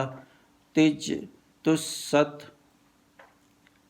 मिन फौकिल अर्दि मा लहा मिन करार युसब्बितुल्लाहुल्लज़ीना आमनु बिल कौलि साबिति फिल हयातिद दुनिया व फिल आखिरा व युदिल्लुल्लाहु ज़ालिमीन व यफ़अलुल्लाहु मा यशाअ। सदक़ल्लाहुल अज़ीम। अब इन्हीं आयात का तर्जुमा बयान होगा। और शैतान कहेगा जब फैसला हो चुकेगा, बेशक अल्लाह ने तुमको सच्चा वादा दिया था और मैंने जो तुम्हें वादा दिया था वो मैंने तुमसे झूठा कहा और मेरा तुम पर कुछ काबू ना था मगर यही कि मैंने तुमको बुलाया और तुमने मेरी मान ली। तो आप मुझ पर इल्ज़ाम न रखो, खुद अपने ऊपर इल्ज़ाम रखो। ना मैं तुम्हारी फरियाद को पहुंच सकूं, ना तुम मेरी फरियाद को पहुंच सको। वो जो पहले तुमने मुझे शरीक ठहराया, मैं उससे सख्त बेजार हूँ। बेशक ज़ालिमों के लिए दर्दनाक अज़ाब है। और वो जो ईमान लाए और अच्छे काम किए, वो बागों में दाखिल किए जाएंगे जिनके नीचे नहरें रवां हमेशा उनमें रहें अपने रब के हुक्म से। इसमें उनके मिलते वक्त का इकराम सलाम है। क्या तुमने ना देखा अल्लाह ने कैसी मिसाल बयान फरमाई पाकीज़ा बात की, जैसे पाकीज़ा दरख्त जिसकी जड़ कायम और शाखें आसमान में हर वक्त अपना फल दे अपने रब के हुक्म से। और अल्लाह लोगों के लिए मिसालें बयान फरमाता है कि कहीं वो समझें। और गंदी बात की मिसाल जैसे एक गंदा पेड़ के ज़मीन के ऊपर से काट दिया गया, अब उसे कोई क़याम नहीं। अल्लाह साबित रखता है ईमान वालों को हक बात पर दुनिया की ज़िंदगी में और आखिरत में, और अल्लाह ज़ालिमों को गुमराह करता है और अल्लाह जो चाहे करे। अब इन्हीं आयात की जो तफसीर मैंने लिखी है वो ऐसे पिछली जो आयात में बयान हो रहा है उसी का ही तसलसल है कि काफ़िरों को जो तंबीह दी जा रही है और काफ़िरों के साथ जो सवाल जवाब हुआ तो वो उसी का आगे है तसलसल। और काफ़िरों ने ये जो जब क़यामत के रोज़ हिसाब के बाद फ़ैसला हो जाएगा और जन्नती जन्नत में दोज़खी जहन्नम में दाखिल किए जा रहे होंगे, उस वक़्त जहन्नमी जो हैं वो शैतान को मलामत कर रहे होंगे कि तुमने जो है वो हमें गलत रास्ते पे लगाया। उसको इल्ज़ाम देंगे शैतान को कि गुमराही जो हमारी हुई दुनिया में और हमने जो गलत काम किए बुरे काम किए वो तुमने ही हमें उस तरफ धकेला और हमें नेकी के कामों से हमें बाज रखा। तो अगर तुम ना हमें बुराई की तरफ ले जाते तो हम तो हदायत पे रहते। तो वो शैतान जो है वो कहेगा कि मैं तो कोई मजबूर आपको नहीं किया था, मैंने आपको बुलाया अपनी तरफ या गलत कामों की तरफ, तो आप आगे आपने गलत काम किया, आप ना करते, मैंने कोई मजबूर नहीं किया। तो मुझ पे ना इल्ज़ाम रखो, ये इल्ज़ाम अपने ऊपर ही अब रखो तो भुगतो। और अल्लाह ने आपसे सच्चा वादा किया था, जो भी पैगम्बरों की मार्फत वही से वादा किया था कि अच्छे काम करोगे तो नेक अमाल करोगे, ईमान लाओगे तो जन्नतों में दाखिल किए जाओगे तुम्हारे साथ, और मैंने तुमसे झूठ बोला था, मैं ठीक है आपने क्यों माना। तो वो जो थे जिन्होंने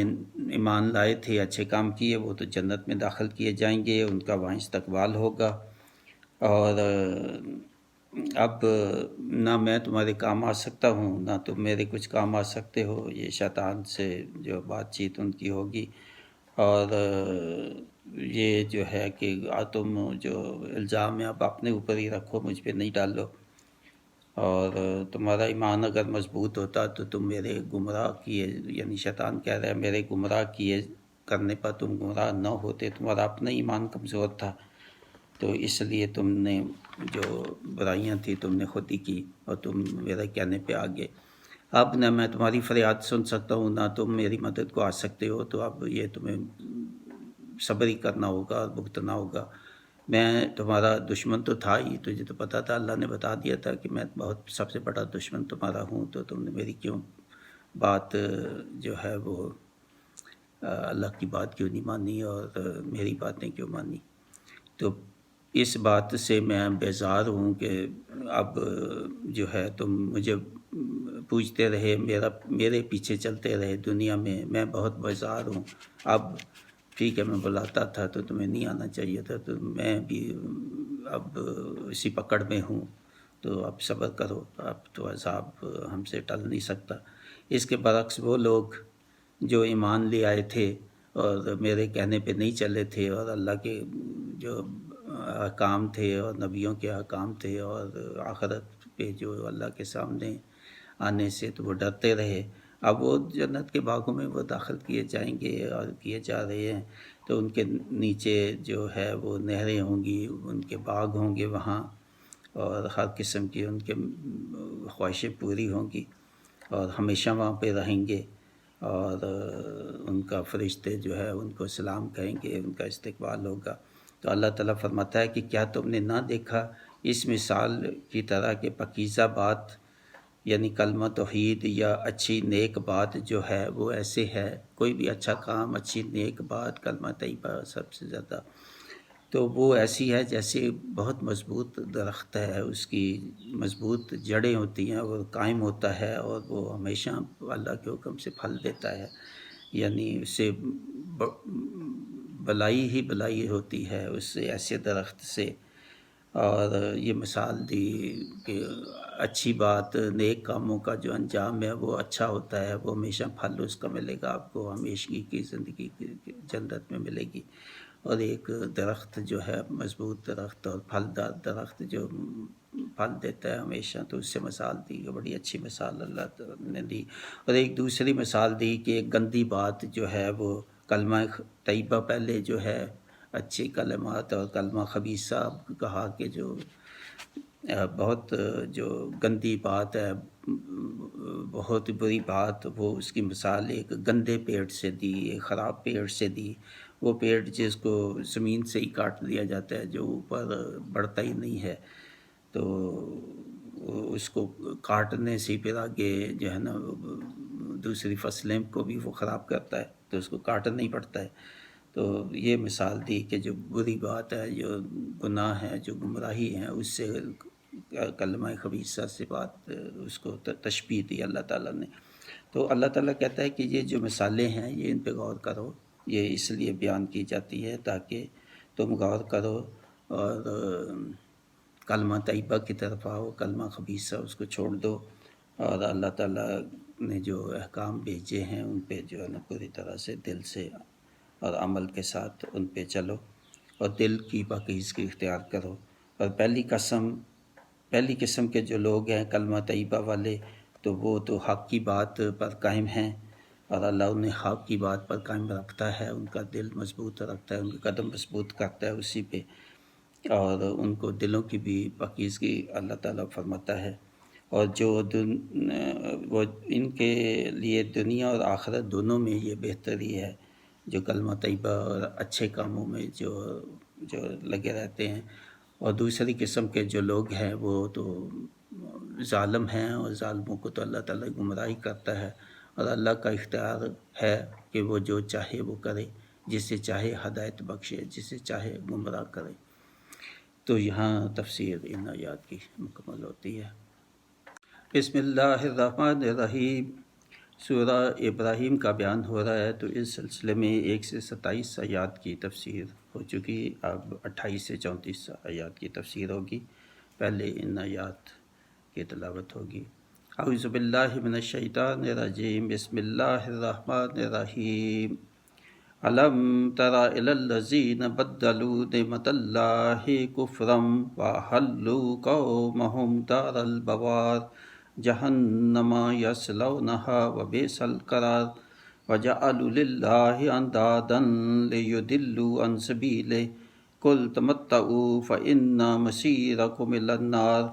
قل لعبادی الذین آمنوا یقیموا الصلاة وینفقوا مما رزقناہم سرا وعلانیۃ من قبل ان یأتی یوم لا بیع فیہ ولا خلال اللہ الذی خلق السماوات والارض وانزل من السماء ماء فاخرج به من الثمرات رزقا لکم وسخر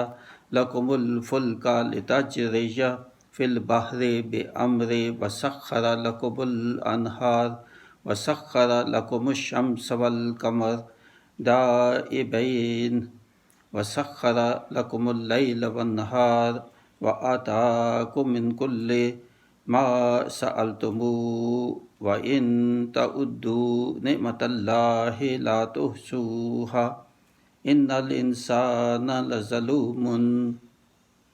کفار۔ صدق اللہ العظیم۔ اب انہی آیات کا ترجمہ بیان ہوگا۔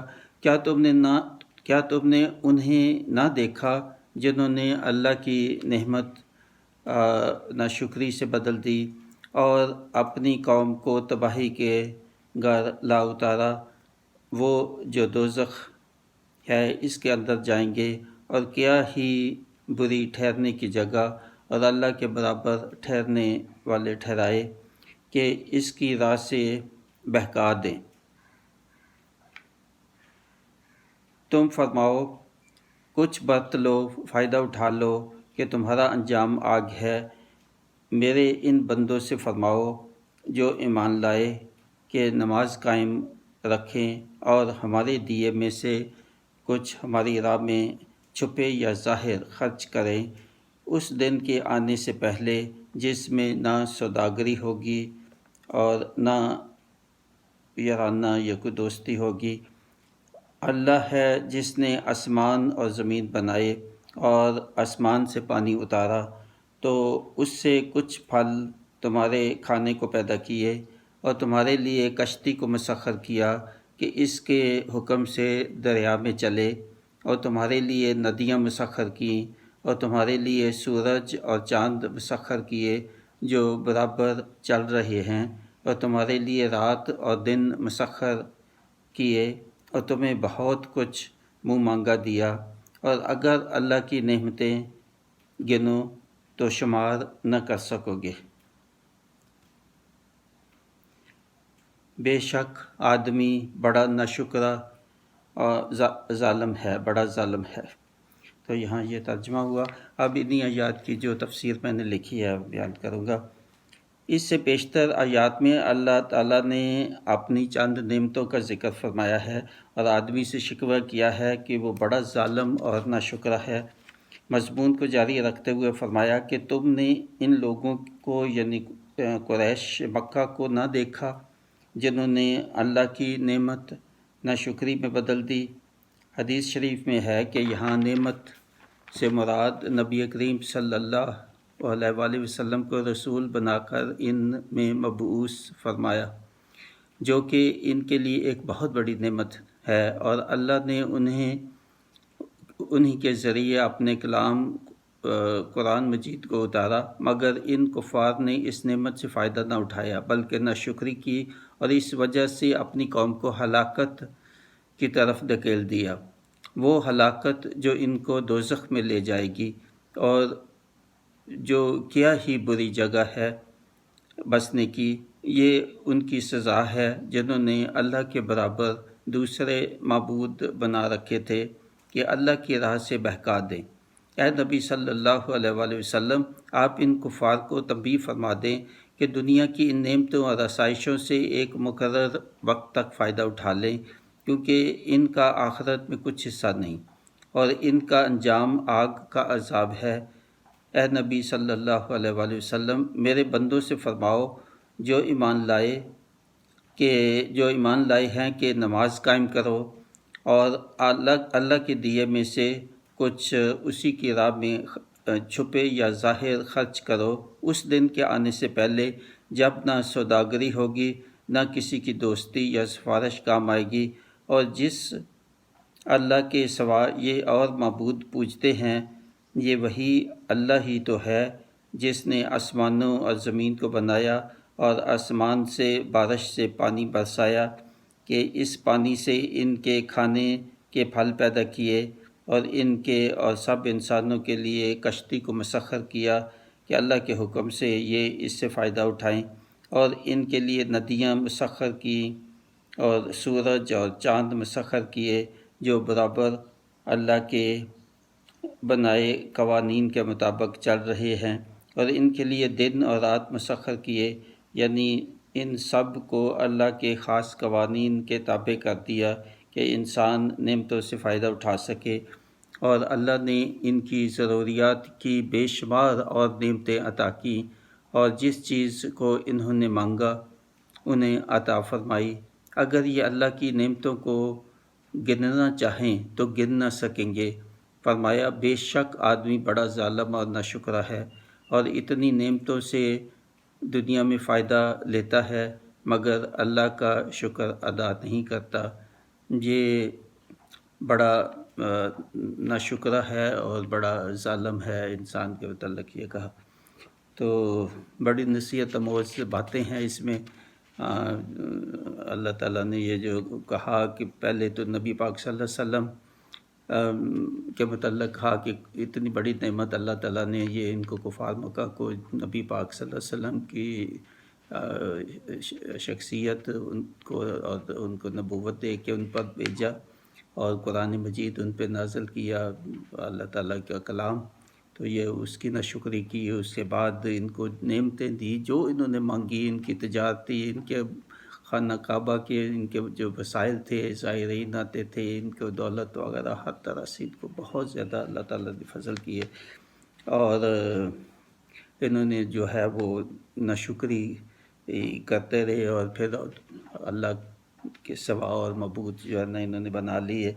اور اللہ تعالیٰ فرما رہا ہے کہ نبی صلی اللہ علیہ وسلم کو کہ ایمان والوں کو کہو کہ نماز کی پابندی، نماز جو ہے اس کا خاص طور پہ یہ فوکس ہے، اور اللہ کے نام کا خرچ کرنے کا، دونوں چیزوں میں بہت ظاہر کیا، اور اس وقت سے پہلے کہ موت آپ کو آ جائے تو اس کو یہ دونوں چیزیں جو ہے نا بہت فوکس ہے اس پہ، جیسے قرآن میں اور بھی بہت جگہوں پہ ہے۔ تو یہ دیکھیں خاص طور پہ بہت اہم آیت ہے یہ، کہ اس وقت سے کہ آپ کو موت آ جائے جس کا پتہ نہیں، اس کا مطلب ہے ابھی دو، ابھی دے دو جو بھی ہے آپ کا زکوٰۃ ہے، اگر پہلے نہیں دی، آؤٹ اسٹینڈنگ کوئی پینڈنگ ہے زکوٰۃ وہ دے دو، ویسے زکوٰۃ کے علاوہ بھی اللہ کے نام کا خرچ کرو۔ تو یہ اللہ جو توجہ دلاتا ہے کہ انسان شکر نہیں ادا کرتا اس کی بے حساب نعمتوں کا، تو شکر ادا کرنا چاہیے۔ جی چاند، سورج، ستارے، یہ سارے انسان کی خدمت میں ہیں، ان کے فائدے دیکھو، ان کی گردشوں کے فائدے دیکھو، دن اور رات کے فائدے دیکھو، وہ 2-3 درجن سے زیادہ دفعہ دن اور رات کے فائدے کا آتا ہے، کہ دن آتا ہے اور رات آتا ہے، دونوں کے اپنے اپنے فائدے اللہ تعالیٰ نے گنوائے ہیں کہ انسان کے لیے، یہ انسان کی زندگی حیات کے لیے بہت ضروری ہیں، یہ جو دن اور رات کا پیدا ہونا، اور سورج اور چاند اور ان کی گردشیں، اور اسی سے سارا نظام جو ہے وہ چل رہا ہے۔ تو اللہ تعالیٰ چاہتا ہے اس پہ غور کرو، عقل کرو، اور دھیان کرو، اور میرا احسان مانو، شکر میرا ادا کرو، اور نہ شکری نہ کرو۔ تو یہاں یہ ختم ہوتی تفسیر۔ بسم اللہ الرحمن الرحیم۔ سورہ ابراہیم کا بیان ہو رہا ہے، تو اس سلسلے میں 1 سے 34 آیات کی تفسیر ہو چکی، ابھی 35 سے 41 آیات کی تفسیر ہوگی۔ پہلے ان آیات کی تلاوت ہوگی۔ اعوذ باللہ من الشیطان الرجیم، بسم اللہ الرحمن الرحیم۔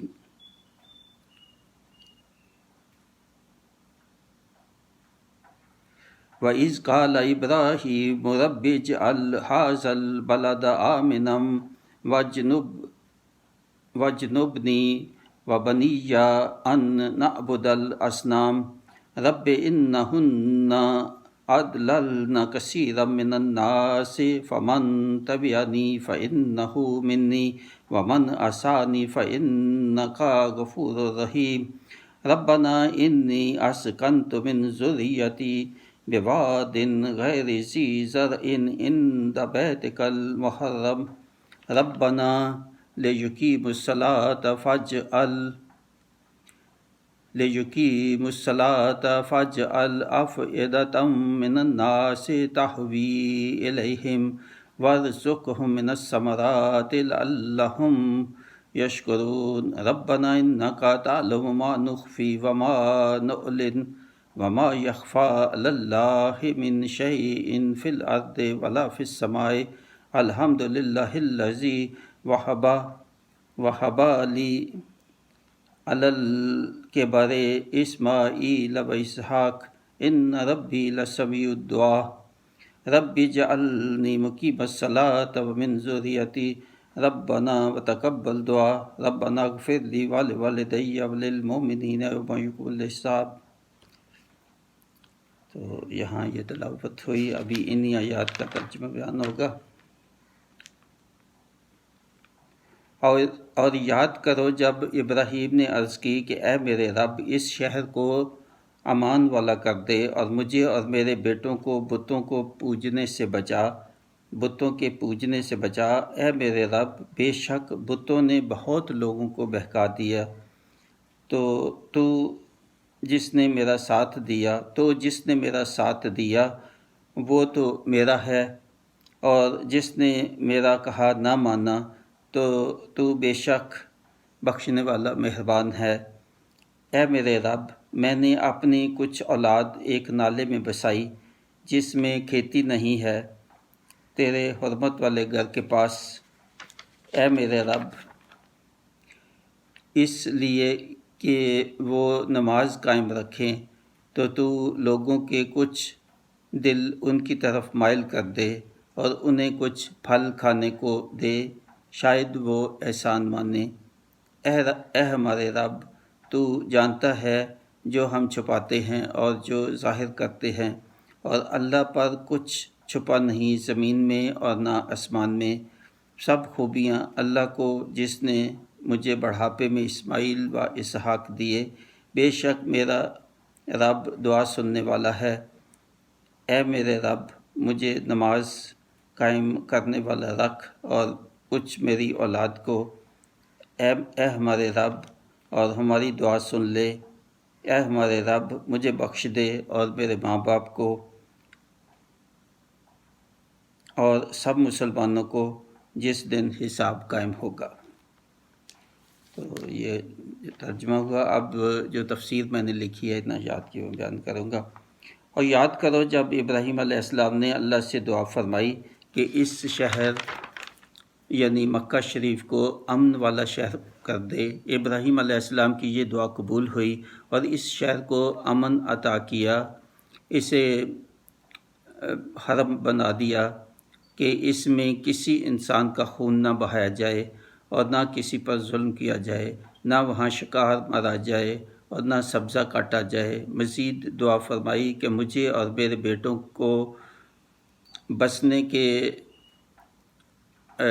میرے بیٹوں کو بتوں کے پوجنے سے بچانا۔ اے میرے رب بے شک بتوں نے بہت لوگوں کو بہکا دیا، تو جس نے میرا ساتھ دیا یعنی میرے دین پر قائم رہا تو وہ میرا ہے، اور جو میرے دین پر قائم نہ رہا اور میرا کہنا نہ مانا تو بے شک اللہ بخشنے والا مہربان ہے۔ حضرت ابراہیم علیہ السلام نے گنہگاروں کے لیے بھی بد دعا نہ کی، انہیں بھی اللہ تعالیٰ کو فرمایا کہ تو ان کا حساب تو دیکھ لینا، مگر بد دعا نہیں کی کہ اللہ انہیں عذاب دے دے تو اس کا اختیار ہے، اللہ ان کو بخش دے تو اللہ کا اختیار ہے۔ تو دعا میں مزید عرض کی کہ اے میرے رب میں نے اپنی کچھ اولاد کو یعنی حضرت حاجرہ اور حضرت اسماعیل کو اس شہر کے ایک نالے میں بسایا ہے جہاں کھیتی نہیں ہوتی، یہ جگہ تیرے حرمت والے گھر کے پاس ہے۔ اے میرے رب میں نے ان کو اس لیے یہاں بسایا کہ وہ یہاں نماز قائم کریں۔ دیکھیں نماز کی اہمیت بار بار آ رہی ہے کہ حضرت ابراہیم علیہ السلام نے بھی اپنی اولاد کو کہا کہ نماز قائم رکھنا. پھر ہمارے نبی پاک صلی اللہ علیہ وسلم قرآن میں سینکڑوں دفعہ نماز کا ذکر آتا ہے. نماز اور جو اللہ کے نام کا خرچ کرنا اور زکوٰۃ، اور بار بار یہاں اس صورت میں بھی اور قرآن میں بھی نماز اور زکوٰۃ اکٹھا 35-36 دفعہ ذکر دونوں کا اکٹھا ملا کے آیا ہے، تاکہ کوئی یہ نہ سمجھے کہ یہ کر لوں تو پھر وہ اس کی چھوٹ، تو وہ کر لوں تو اس کی چھوٹ ہے. تو لوگوں کے، اور یہ فرمایا کہ نماز قائم کریں اور تو لوگوں کو ان کے دل اس طرف مائل کر دینا کہ وہ نماز قائم کریں اور تیری بندگی کریں، اور یہاں پر ان کے کھانے کے لیے کچھ پھلوں اور دیگر ضروریات اور جو بھی زراعت وغیرہ جو انتظام کچھ فرما دے کہ ان کا رہنا جو ہے وہ آسان ہو. شاید وہ تیرا احسان بھی مانتے رہیں یہ نعمتوں سے. تو اے ہمارے رب، تو خوب جانتا ہے جو ہم چھپاتے ہیں اور جو ظاہر کرتے ہیں، اور اے اللہ، بے شک آسمانوں اور زمین میں تم سے کوئی چیز بھی چھپی ہوئی نہیں ہے. سب خوبیاں اللہ کے لیے ہیں، جس نے مجھے بڑھاپے میں بیٹا اسماعیل علیہ السلام عطا فرمایا اور دوسرا بیٹا اسحاق علیہ السلام بعد میں وہ عطا فرمایا. اے میرے رب، بے شک تو ہی میری دعا سننے اور قبول کرنے والا ہے. اے میرے رب، مجھے اور میری اولاد یعنی نسل کو نماز قائم کرنے والا بنا دے. پھر نماز کی بات. اے ہمارے رب، ہماری دعا سن لے. اے ہمارے رب، مجھے بخش دے اور میرے ماں باپ کو بخش دے اور سب مسلمانوں کو حساب کے دن بخش. یہ وہ دعا ہے جو ہم قرآن میں بھی پڑھتے ہیں، نماز میں پڑھتے ہیں. یہ قرآن میں بھی یہ دعا آئی ہے، قرآن سے ہی لی گئی ہے، قرآنی دعا ہے. یہ نبی ابراہیم علیہ السلام کی دعا ہے. بہت بہت اہم دعا ہے جو ہم جب بھی نماز میں پڑھتے ہیں تو ذرا اس کا ترجمہ کا بھی ذہن میں رہے کہ کتنی اہم ہے. اس میں نماز کی تاکید ہے، اس میں جو اپنے والدین کے لیے دعا ہے، اپنے لیے دعا ہے کہ اللہ تعالیٰ جو ہے وہ ہمیں سیدھے راستے پہ رکھے. تو بہت ہی اچھی دعا ہے یہ. نماز کے علاوہ بھی جب بھی موقع ملے تو پڑھنا چاہیے. حضرت ابراہیم علیہ السلام کی دعا ہے، اللہ تعالیٰ نے قرآن میں اس کا فرمایا ذکر. تو یہاں ختم ہوتی ہے. بسم اللہ الرحمن الرحیم. سورہ ابراہیم کا بیان ہو رہا ہے، تو اس سلسلے میں 1 سے 41 آیات کی تفسیر ہو چکی. ابھی 42 سے 52 آیات کی تفسیر ہوگی. پہلے ان آیات کی تلاوت ہوگی. اعوذ باللہ من الشیطان الرجیم. بسم اللہ الرحمن الرحیم. وَلَا تَحْسَبَنَّ اللَّهَ غَافِلًا عَمَّا يَعْمَلُ الظَّالِمُونَ إِنَّمَا يُؤَخِّرُهُمْ لِيَوْمٍ تَشْخَصُ فِيهِ الْأَبْصَارُ مُهْطِعِينَ مُقْنِعِي رُءُوسِهِمْ لَا يَرْتَدُّ إِلَيْهِمْ طَرْفُهُمْ وَأَفْئِدَتُهُمْ هَوَاءٌ وَأَنذِرِ النَّاسَ يَوْمَ يَأْتِيهِمُ الْعَذَابُ فَيَقُولُ الَّذِينَ ظَلَمُوا رَبَّنَا أَخِّرْنَا إِلَىٰ أَجَلٍ قَرِيبٍ نُجِبْ دَعْوَتَكَ وَنَتَّبِعِ الرُّسُلَ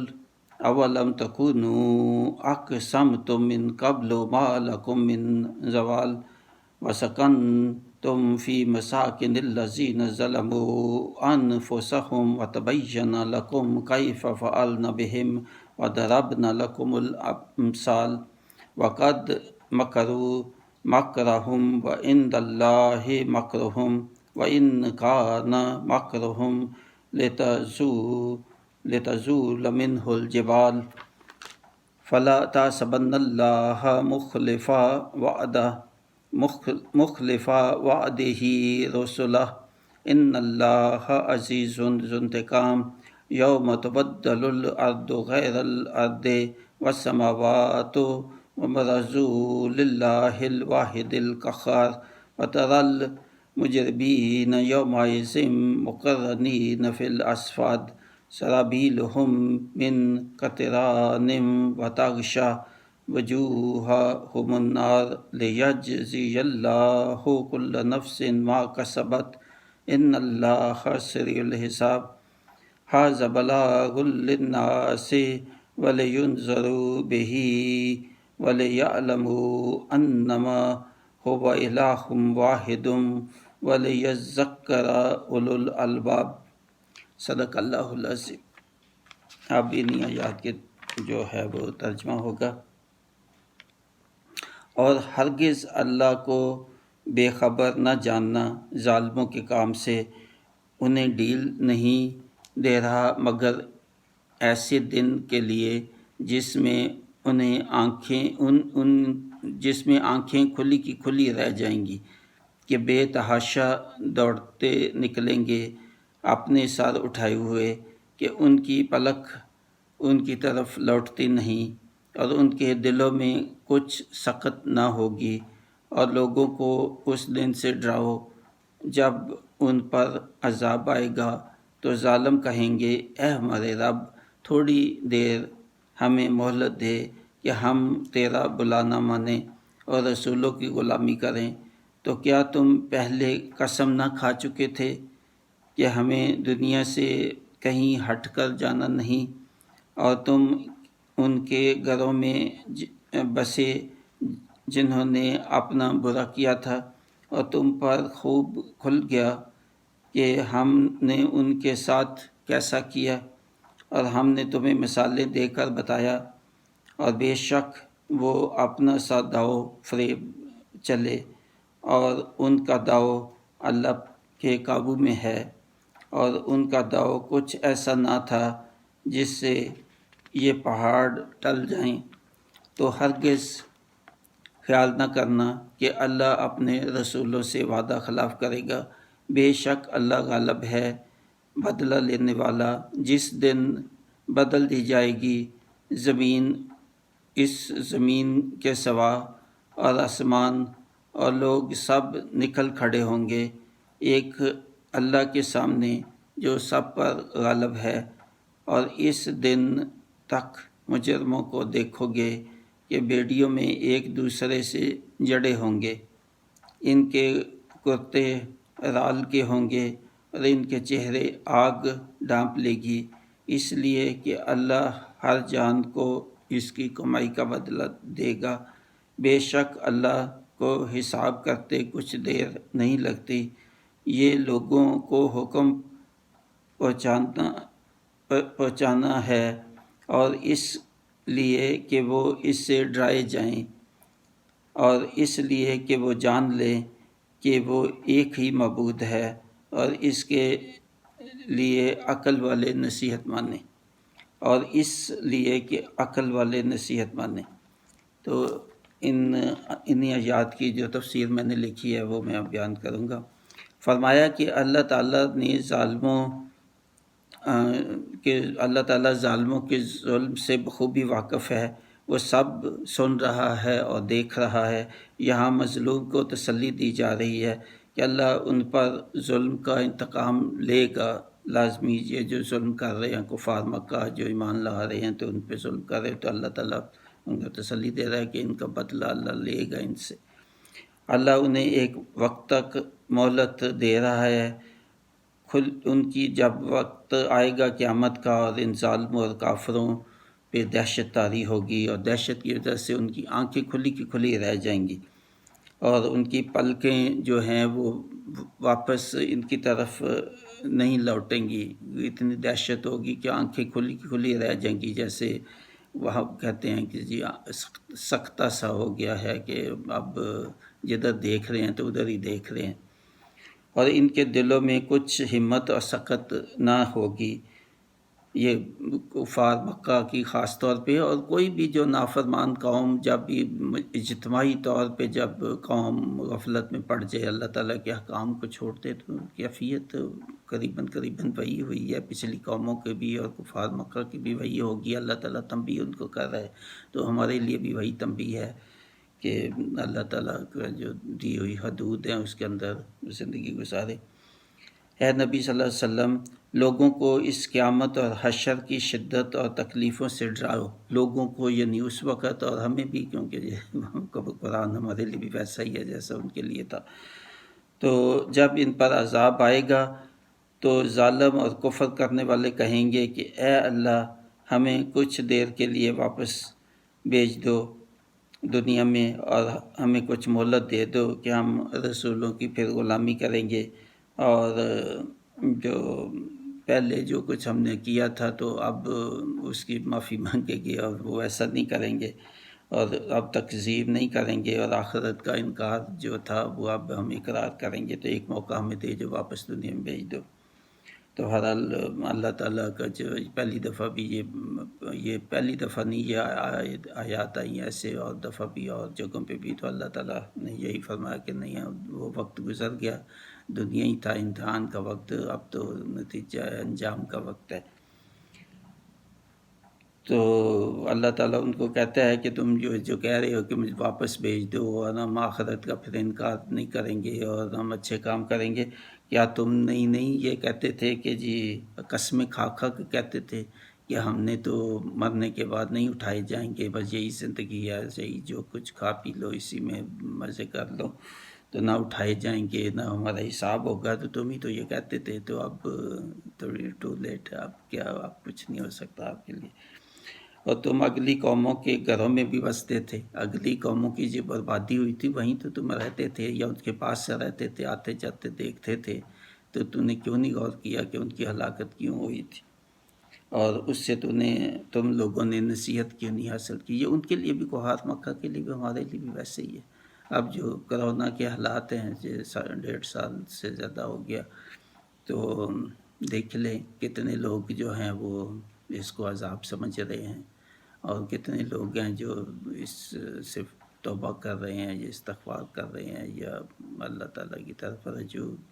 بہت کم بہت کم، اور اجتماعی توبہ کی طرف تو کوئی بھی نہیں آتا۔ تو توبہ کا مطلب یہ ہے کہ اپنی اصلاح کریں، اپنی زندگی کی خواہشات کو چھوڑیں، اللہ کی حدود کے اندر زندگی، تو اس کی طرف بہت کم ہیں جو لوگ آنا چاہتے ہیں۔ تو اس لیے یہ اللہ کا جو عذاب ہے یہ بھی شدت کے ساتھ پھر جاری ہے۔ تو اللہ تعالیٰ جو ہے ان کو بتا رہا ہے، سمجھا رہا ہے کہ نصیحت حاصل کرو، یہ جو ہلاکتیں ہوئی پچھلی قوموں کی تو اسے سبق حاصل کرو، تو ہمیں بھی یہ کہا جا رہا ہے۔ ہم نے تم ظالموں کو مثالیں دے دے کر بتایا کہ شاید تم دھیان کرو۔ تم کفار مکہ، یہ ہمیں بھی ایڈریس ہے بالکل آج کل کے حالات کے مطابق، کہ شاید کوئی دھیان کر لو کہ پچھلی قوموں کی ہلاکت کیوں ہوئی تھی۔ وہ جھوٹ بولتے تھے، وہ دھوکہ دیتے تھے، وہ خیانت کرتے تھے، اپنے کاروبار میں کم تولتے تھے، وہ دوسروں کا حق مارتے تھے، عزیز رشتہ داروں کو کا حق نہیں دیتے تھے، مسکینوں غریبوں کا حق نہیں دیتے تھے، زکوٰۃ نہیں دیتے تھے، نمازیں نہیں پڑھتے تھے، اللہ تعالیٰ کی حقوق العباد کی جو بھی حدود ہیں اس کے مطابق زندگی نہیں گزارتے۔ یہ سب چیزیں جو بہت اب اجتماعی طور پر آپ دیکھیں، اللہ کے بندے اب بھی ہیں، مگر اجتماعی طور پہ دیکھیں کیا چیز جو ان میں تھی تو ہم میں نہیں، تو اندازہ ہو جاتا ہے کہ یہ کرونا کے بعد بھی ختم نہیں ہونے والی، جب تک دیکھیں توبہ نہیں کریں گے، اصلاح نہیں کریں گے، اللہ تعالیٰ کے راستے پہ نہیں لوٹیں گے، تو یہ معلوم نہیں ہوتا کہ یہ جو عذاب، ایک عذاب کے بعد جو اگلا آتا ہے وہ بڑا آتا ہے عذاب۔ اب ایسے ہی پہلے بھی ہوا، اللہ تعالیٰ اگر تاریخ دیکھیں پچھلی قوموں کی، تو اللہ تعالیٰ رحم کرے ہم پہ، ہمیں توفیق دے توبہ کرنے کی، اور یہ توبہ اجتماعی طور پہ بھی اور حکومتی حکمرانوں کے، اور صرف پاکستان نہیں تمام دنیا کے حکمران سب نے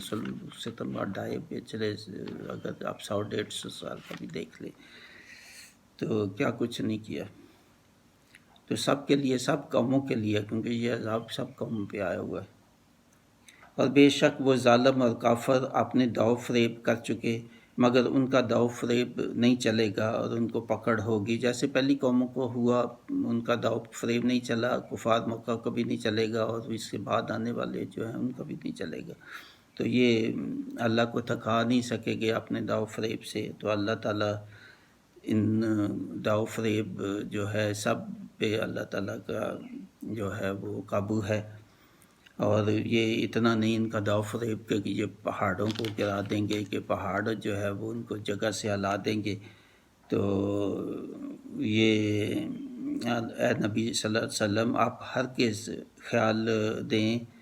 یہ خیال میں نہ لانا کہ رسولوں سے کیے گئے کوئی وعدہ جو ہے وعدہ خلافی ہوگی، تو آپ سے جو بھی وعدے کیے آپ کو وہ انشاءاللہ وہ پورے ہوں گے، اور اللہ کا دین یہ جو ہے وہ کافروں پر غالب آ کے ہی رہے گا، اور ان کے ظلم کا بدلہ اللہ تعالیٰ لے گا، جو یہ ظلم آپ سے آپ کے ایمان والوں سے کر رہے ہیں کفار مکہ۔ تو جس دن حساب ہوگا بدل دی جائے گی زمین، اس زمین کے سوا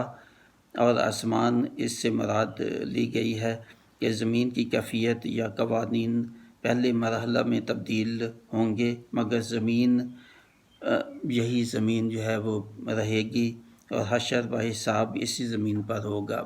یہ خیال ہے، بس گمان ہے ایسے، باقی اللہ تعالیٰ ہی جانتا ہے کہ کیسے ہے، مگر کچھ معلوم ایسے ہوتا ہے جیسے اللہ تعالیٰ کی آیات سے کہ پہلا جو مرحلہ ہے حساب یہیں پہ ہوگا، اسی زمین کے حصے کا، زمین کو کھینچ دیا جائے گا، بڑا کر دیا جائے گا، تو وہ حساب کتاب اسی زمین پہ ہوگا، اور پھر اس کے بعد اللہ جانتا ہے کون سی زمین اور ہوگی، اور کہاں پہ جو پرماننٹ ابوڈ جس کو جنت کہتے ہیں یا دوزخ ہوتی ہے، وہ کیا اسی زمین پہ ہی ہوگی یا کسی اور پہ ہوگی، یا وہ اللہ ہی بہتر جانتا ہے، یا کہاں پہ ہوگی، آسمانوں پہ ہوگی، زمین پہ ہوگی۔ مگر زمین اور حشر اور حساب اسی زمین پر ہوگا، پھر جنت ایک نئی زمین پر ہوگی جو قائم کی جائے گی، یہ اللہ تعالیٰ بہتر جانتا ہے، یہ جیسے گمان ہی ہے کہ نئی جگہ پہ ہوگی، کہاں پہ ہوگی اللہ ہی جانتا ہے، یہ اللہ تعالیٰ کے پاس علم ہے اس کا۔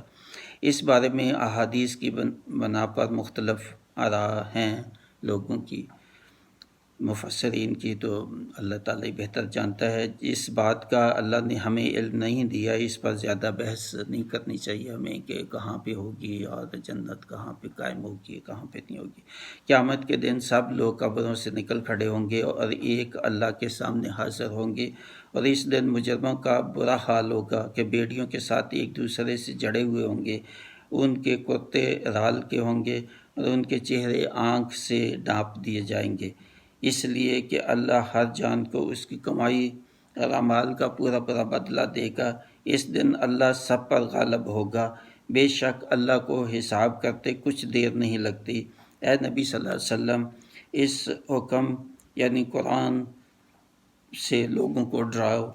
اور اس لیے کہ وہ مان لیں کہ عبادت اور پوجا کے لائق صرف ایک اللہ ہی ہے، اور اس لیے کہ عقل مند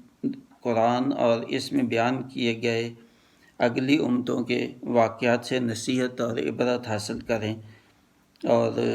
یہ تو عبرت وہی لیں گے جو عقل والے ہیں، اور عقل کو جو سیدھی راستے پہ استعمال کریں گے، تو عقل سلیم جس کو کہا گیا۔ تو بہت ہی اہم یہ صورت تھی، الحمدللہ اللہ کا شکر ہے کہ یہ اس کی تفسیر مکمل ہوئی، تو بہت اہم اس میں باتیں ہیں، بار بار یہ سننے والی ہیں، پڑھنے والی ہے، غور کرنے جیسے۔ اللہ تعالیٰ نے آخر میں یہی کہا کہ جو عقل والے جو ہیں وہ اس پہ غور کریں گے، دھیان دیں گے، غور دیں گے، اس پہ تدبر کریں گے کہ پچھلی قوموں کو کیوں برباد کیا، تو عبرت لیں، اور اللہ تعالیٰ کی بے شمار نعمتیں جو ان کو گنو، اور ان کا جو ہے نا احسان مانو اللہ تعالیٰ کا۔ نماز کی پابندی کا بہت کہا، اللہ تعالیٰ کے راہ میں خرچ کرنے کا بہت کہا، اور ظالم جو ہیں، ظلم کرنے والے اور دھوکہ دینے والے اور اخلاقی برائیاں جو ہے ان کی یہاں بہت تاکید کی کہ ان سے انسان بچے۔ تو حضرت ابراہیم علیہ السلام جو ہے انہوں نے اپنی ذریت جس میں ہم بھی شامل ہیں، تو ان کے لیے بڑی اچھی دعائیں کی کہ نماز قائم کرنے والے ہوں۔ تو دیکھیں ہم کتنا نماز قائم کرنے والے، اچھی صحیح نماز جو ہے، اور نماز جیسے ہونی چاہیے، اور باقی جو ہے عدل قائم کرنے والے، جیسے انہوں نے کہا کہ امن والا شہر مکہ کو بنا دیا، اور ان کی دعا سے اب تک بھی وہ امن والا ہے شہر، اللہ تعالیٰ وہاں امن قائم رکھے۔ تو